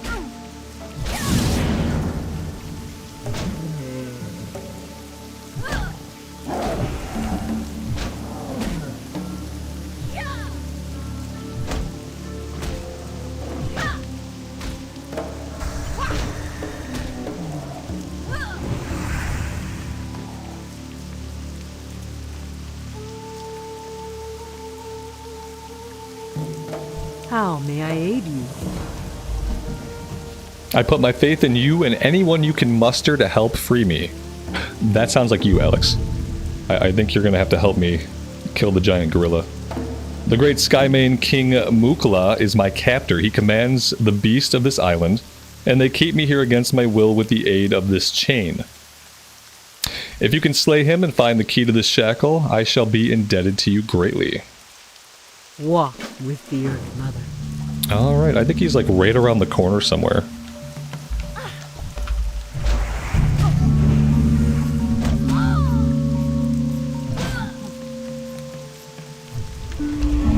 This could be an okay place to grind, like a couple levels from now, when we're like level 53, level 54. This feels like an out-of-the-way area that we wouldn't have a lot of natural PvP. Like right now, these guys are a little tough for us.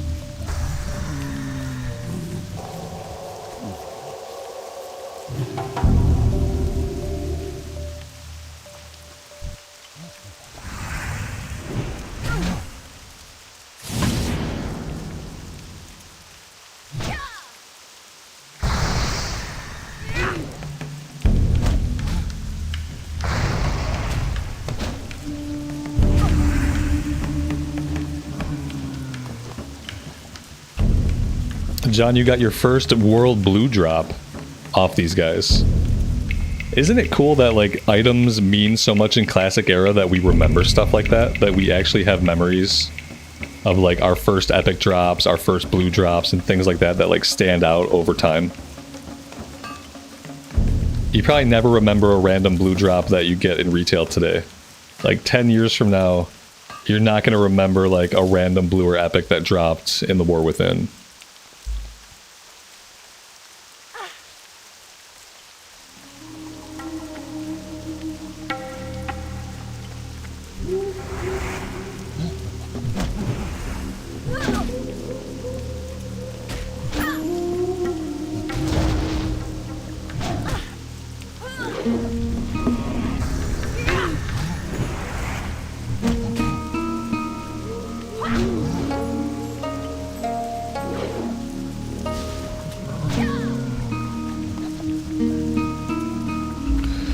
Alright, here he is. King Mukla.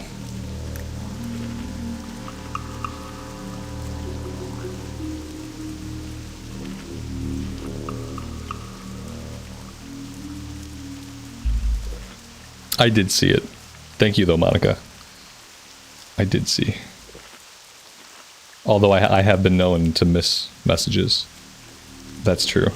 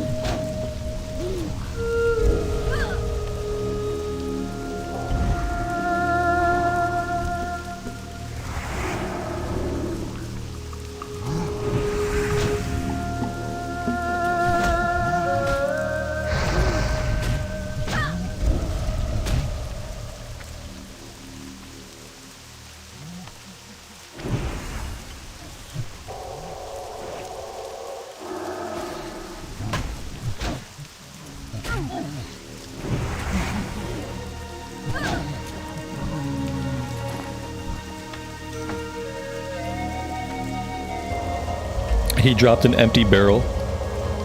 That's his Donkey Kong reference. One empty barrel.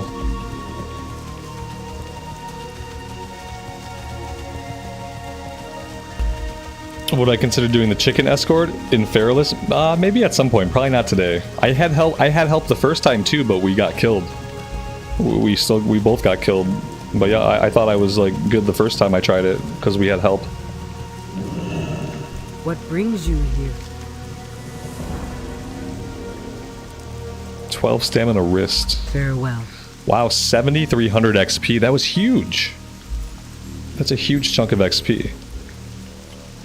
Alex, once again, man, I appreciate the help. Obviously, I would not have been able to do that without Alex's help. And that might be like all I really want to do here for right now.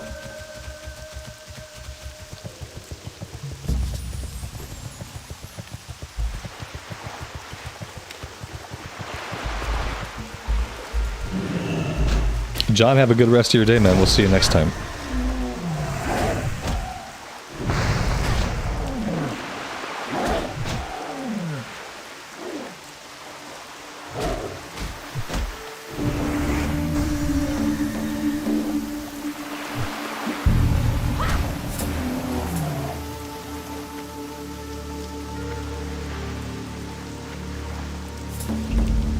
I mean, I could just grind here for a bit. This is an okay spot. The enemies are kind of tough, but the Panthers actually aren't that tough.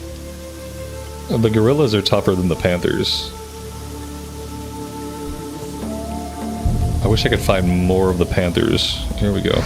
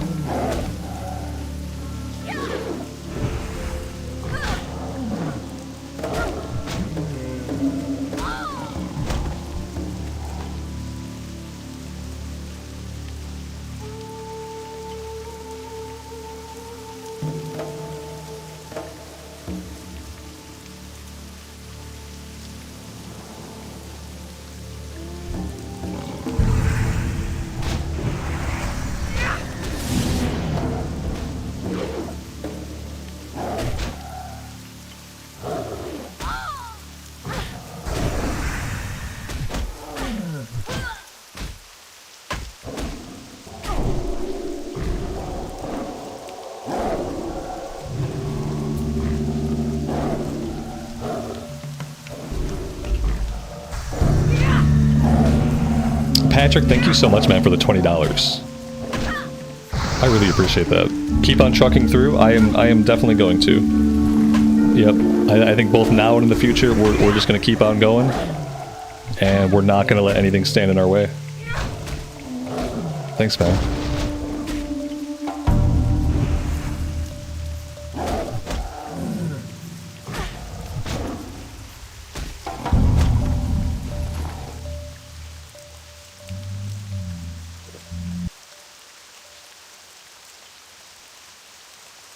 This is a really good grind spot. I do like how it's kind of secluded.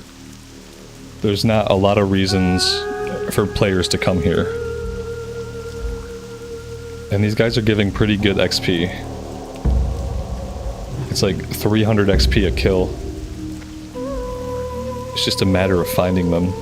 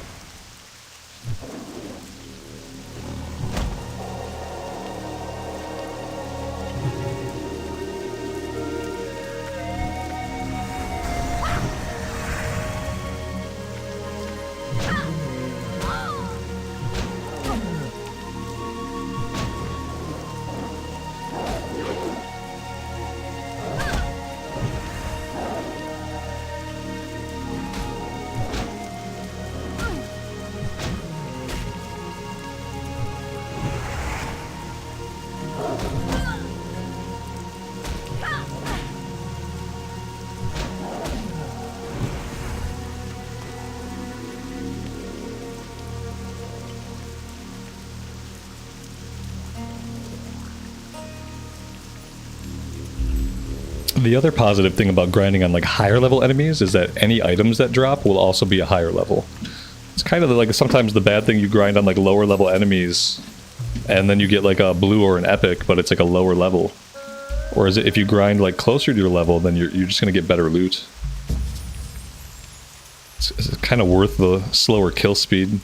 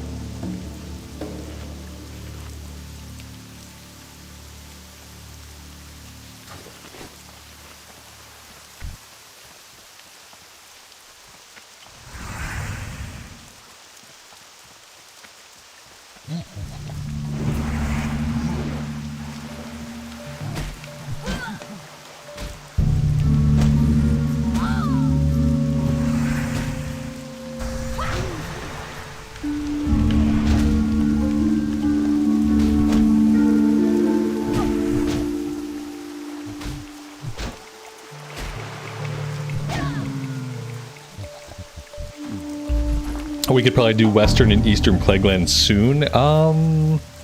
I don't typically go to the Plaguelands until like level 55. There might be some lower level stuff. If I can find them. Let's see. Yeah, 55 in Classic Era. And that might be like the low end.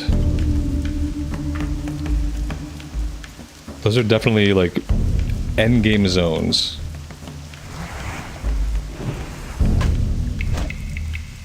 Yeah, I think once you hit 54 or 55, then that's where you want to be. It would be tough to go there like prior to that. Because the enemies there are no joke.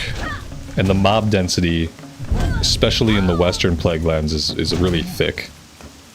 Lots and lots of undead.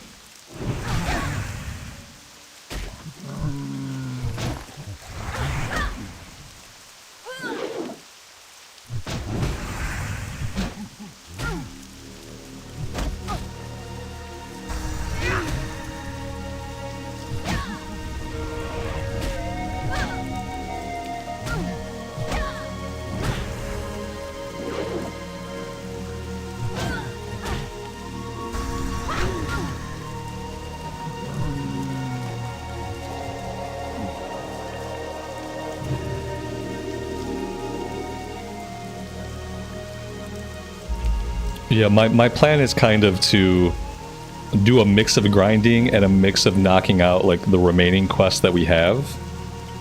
We're just going to do like a mix of those things until about 51, 52, and then at 51 or 52, like depending on how much progress we can make and how many quests we go through, we'll go to Ungoro Crater. And then once we are doing stuff in Ungoro Crater, we'll be able to start doing a little bit in Felwood. And then we'll do Ungoro and Felwood for a while.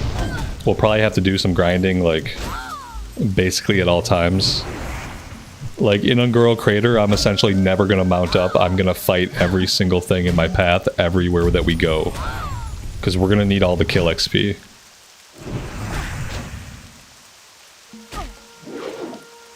But yeah, we'll have Ungoro, we'll have Felwood. And that's basically it. I mean, there might... Oh, you know what? There's some stuff in Blasted Lands, I think, at level 50. So we'll have Ungoro, Felwood, Blasted Lands. And that basically has to get us into the Plaguelands and into Winter Spring. And then, like, there might be a handful of quests to do in Silithus, like, post level 55.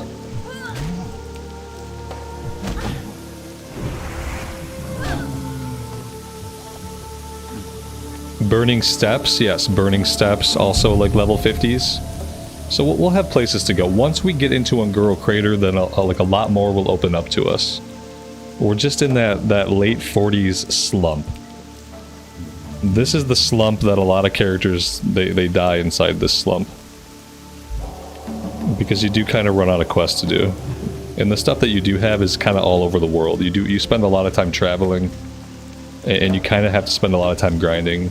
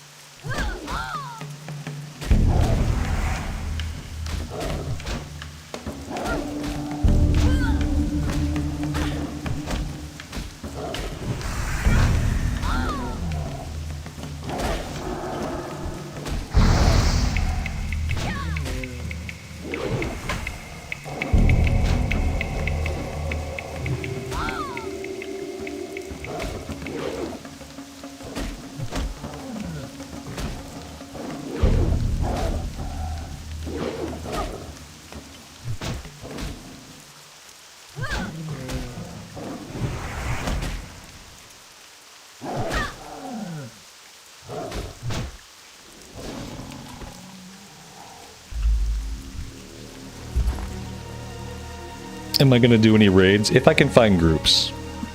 Yeah, there's a couple of problems. I don't play during the time of day when a lot of raids go out. That's problem number one. The other problem is a lot of groups are GDKP. And I don't do GDKP runs. But then again, if I want to do raiding, I might have to do GDKP on this server. But yeah, obviously like I play a lot during the early afternoon, so it's really going to depend on what's available. What I really want to do on the character is I want to do Battlegrounds at 60. So Battlegrounds for sure. Raids if we can find a group.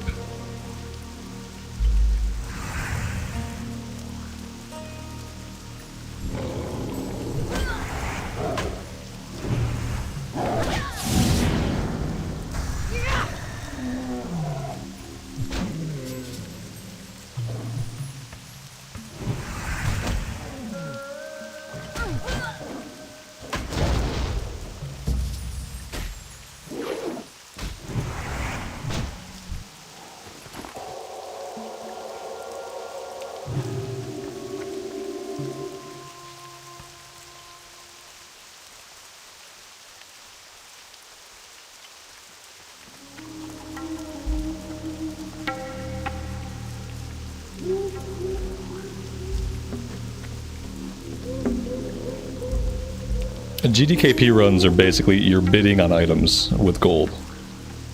So an item drops, you can bid on it, and then at the end of the run, whoever doesn't get items, you split the gold.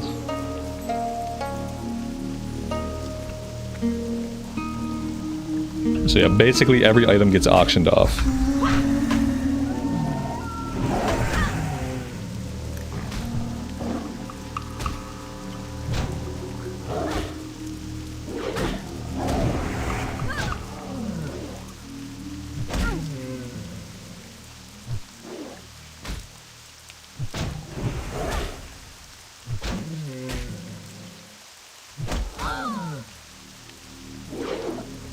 I'm not sure how they do it. I've never been in a GDKP. I've never hosted one. I've never participated. I'm sure they all have their own ways of doing things.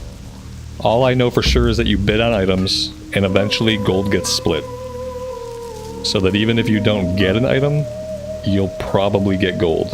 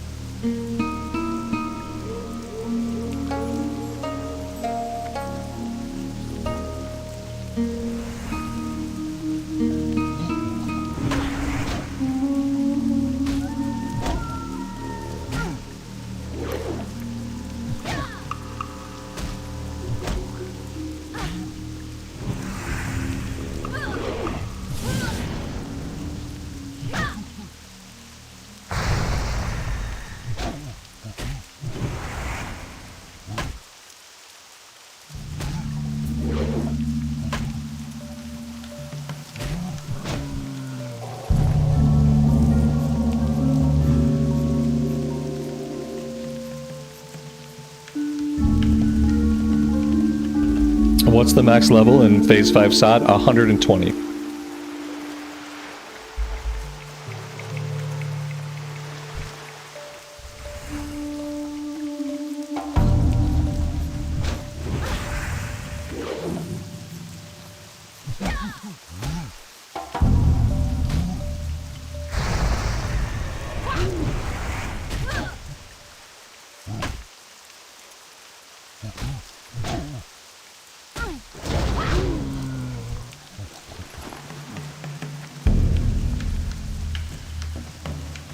It's 120, but you have a 700% XP bonus.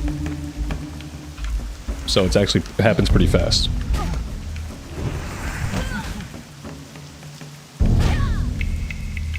Oh, there you go. Like, Alex has the real info. Yeah. Alex has got you.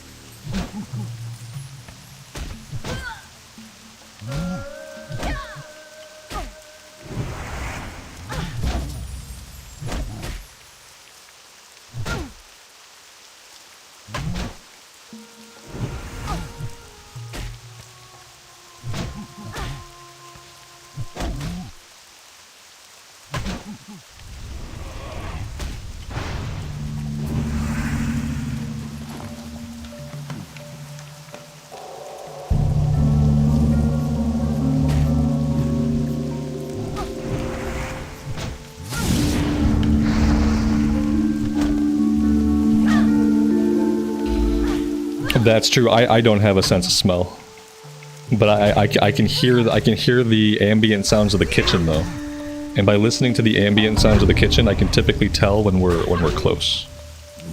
But I appreciate the update. Burgers are delicious. It's okay. We only have 3 waters left anyway. So our grinding here is about to come to an end. We finally ran out of water.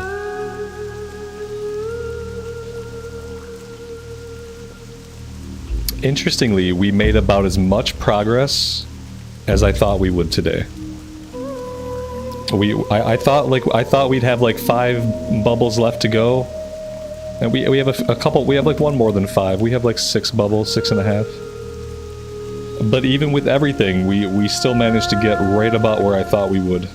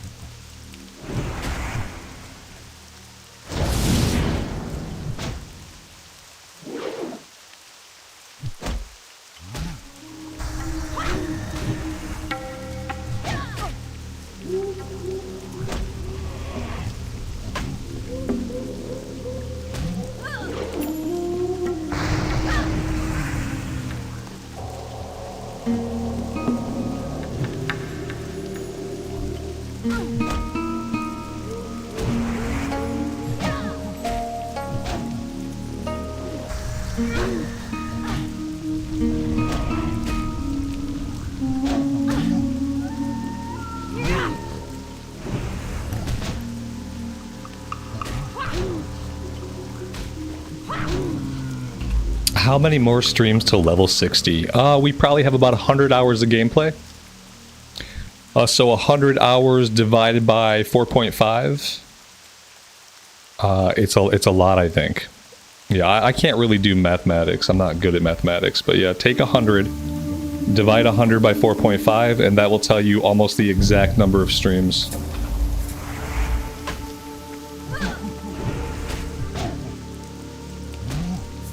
$22 more streams. There we go.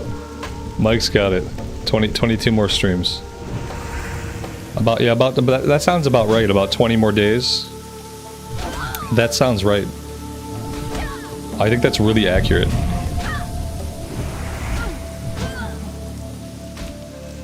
How many points are the Lions going to beat the Seahawks by tonight? The Sea Chickens? I don't know. I just hope they win. I don't care how many points they win by, just as long as it happens. I really don't want to watch them lose to the Seahawks. Especially if they're going to wear their annoying, like, neon green colors. Oh boy. No, the Lions are gonna win for sure. It's just a matter of how close it's gonna be, I guess.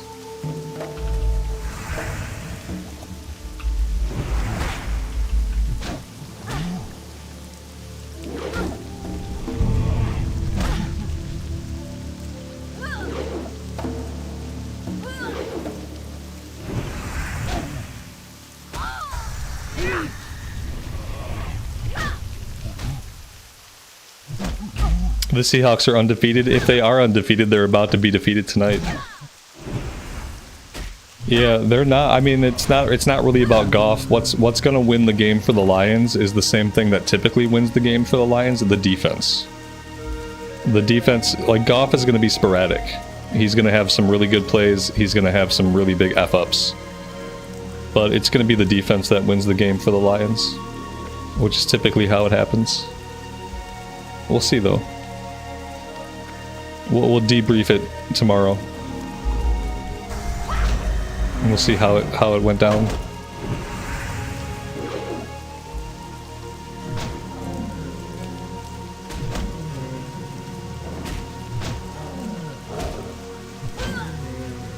They will be in the neon outfits. I like the neon outfits, actually. I think they're obnoxious, but I still like it.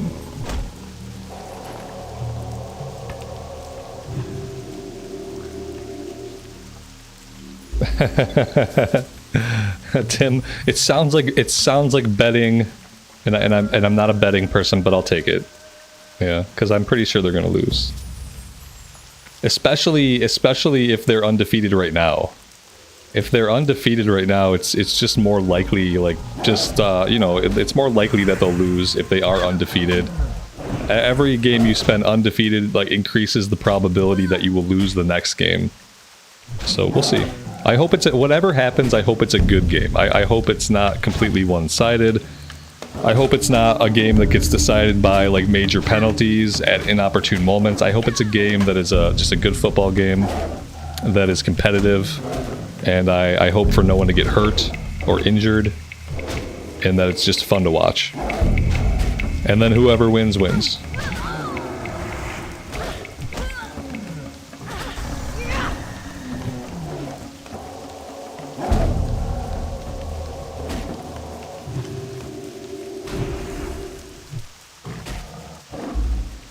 Exactly, Amy. Yeah, our fantasy team's already won for the week, so now we can just watch and enjoy the game and just hope it's competitive and fun.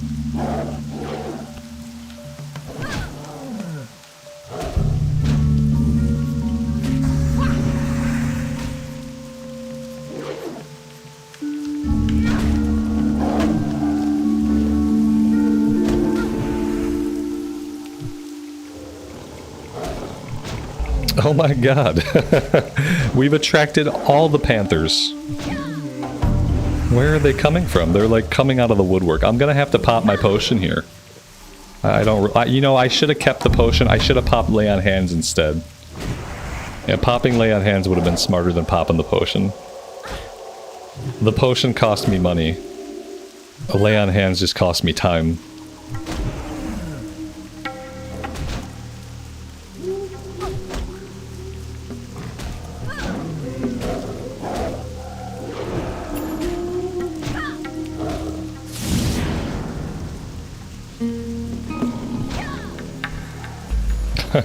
Chicago is the Seahawks' 12th man on the field. Amazing. Chicago is going to get what he wanted. Chicago is going to be infamous around here.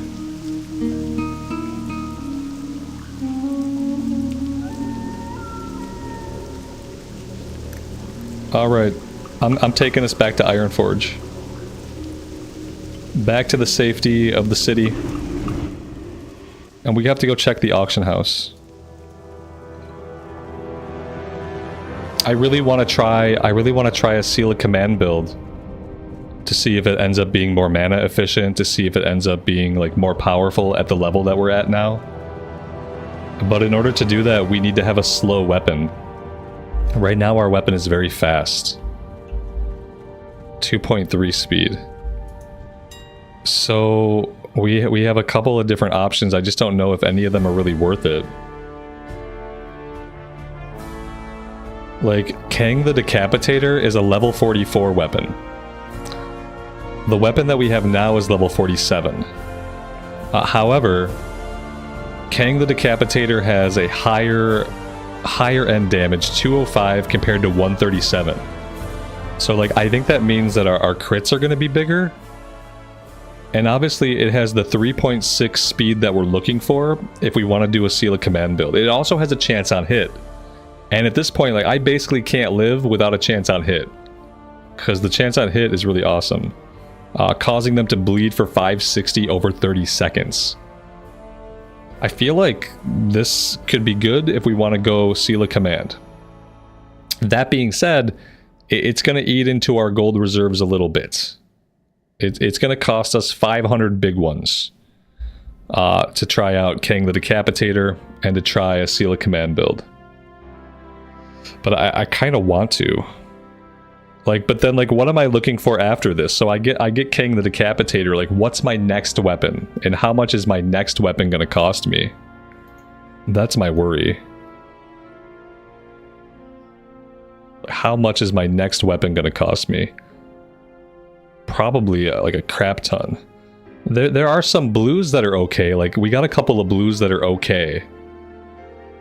Especially for a Seal of Command build, but they don't have a chance on hit. And I really, really enjoy the chance on hit.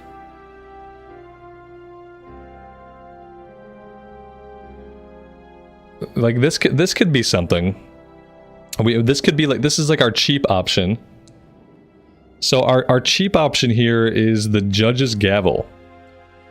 3.4 speed, so it's like, it's not really as slow as we want, but it's slower. Top end damage is 184. And then we have a chance on hit to stun the target for 3 seconds. That could be really good. A 3-second stun could be useful against PvE and PvP opponents.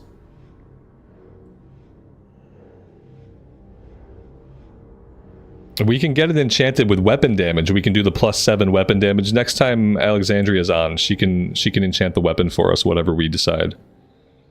So like, maybe this is our cheap option just to try out Seal of Command. Because I might hate it. We might go Seal of Command and then I hate it, right? And then, like, that's not good. So it's only 25 gold to try out. But is that slow enough of a speed, though? Like, I don't really know if that's slow enough. If I look at swords, we really don't have a lot of good options for swords. The Warmonger, see, this is not slow enough. 3.0 I don't think is slow enough. And that's basically all that we have. We got Kang the Decapitator. Or we got the discount mace.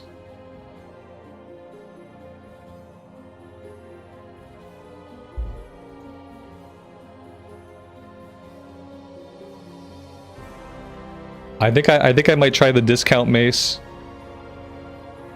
Just to see, like, what the mana efficiency is like. Yeah, and 500 gold might not be worth it just to try something out. Exactly. I'm gonna buy the discount one.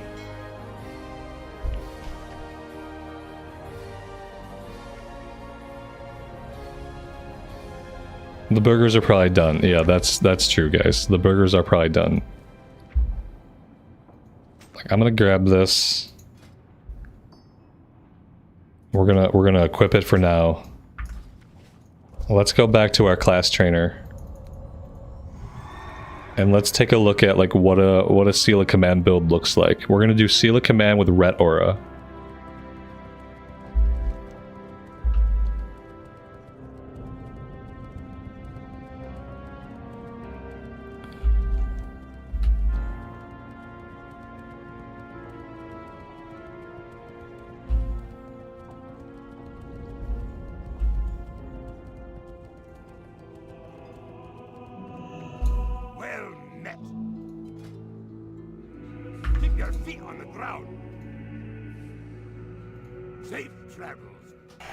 Respec is getting costly. 20 gold. I've respect a number of times. Okay, so Seal of Command build. We're gonna do Improved Blessing of Might. We're gonna do judgments, decrease the cooldown of our judgment spells. We're gonna reduce the mana costs. We're gonna grab Seal of Command. We're gonna grab Conviction. I still feel like I have to have Pursuit of Justice. This has helped us out quite a few times, I feel like. So I still kind of want to get this. Let's see like where we end up points-wise. We'll do 2 points in Retribution Aura. Okay, and that, yeah, here we go. I should also probably finish this off if I can. Okay, we'll do 3 points here. We'll come back and we'll grab 2 points here. That gets us into Vengeance. This opens up Repentance. This is going to be really useful, especially in PvP. This incapacitates somebody for 6 seconds. So now we'll have a stun for 5 seconds and a stun for 6 seconds. This is only on a 1-minute cooldown. So this is going to be really big. Especially for PvP.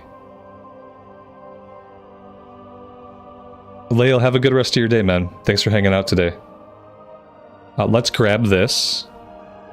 We have to go into Holy for Divine Strength. Let's not forget to do that. And now we have 4 points that we can do what we want with. What do we want to do? We could grab some of these PvP talents that we talked about. All spell criticals against you cause the cast. That's spell damage only. What is this one? Gives the paladin gives the paladin's damaging melee attacks a chance to reduce the target's strength and agility. I don't know if either of these is really worth it. We could probably we can grab deflection and just have some passive chance to parry. I feel like deflection would help us against rogues. I think that's what I'm gonna do. I'm gonna dump these into deflection. And yeah, that's it. What can I do for you? Watch your back. No.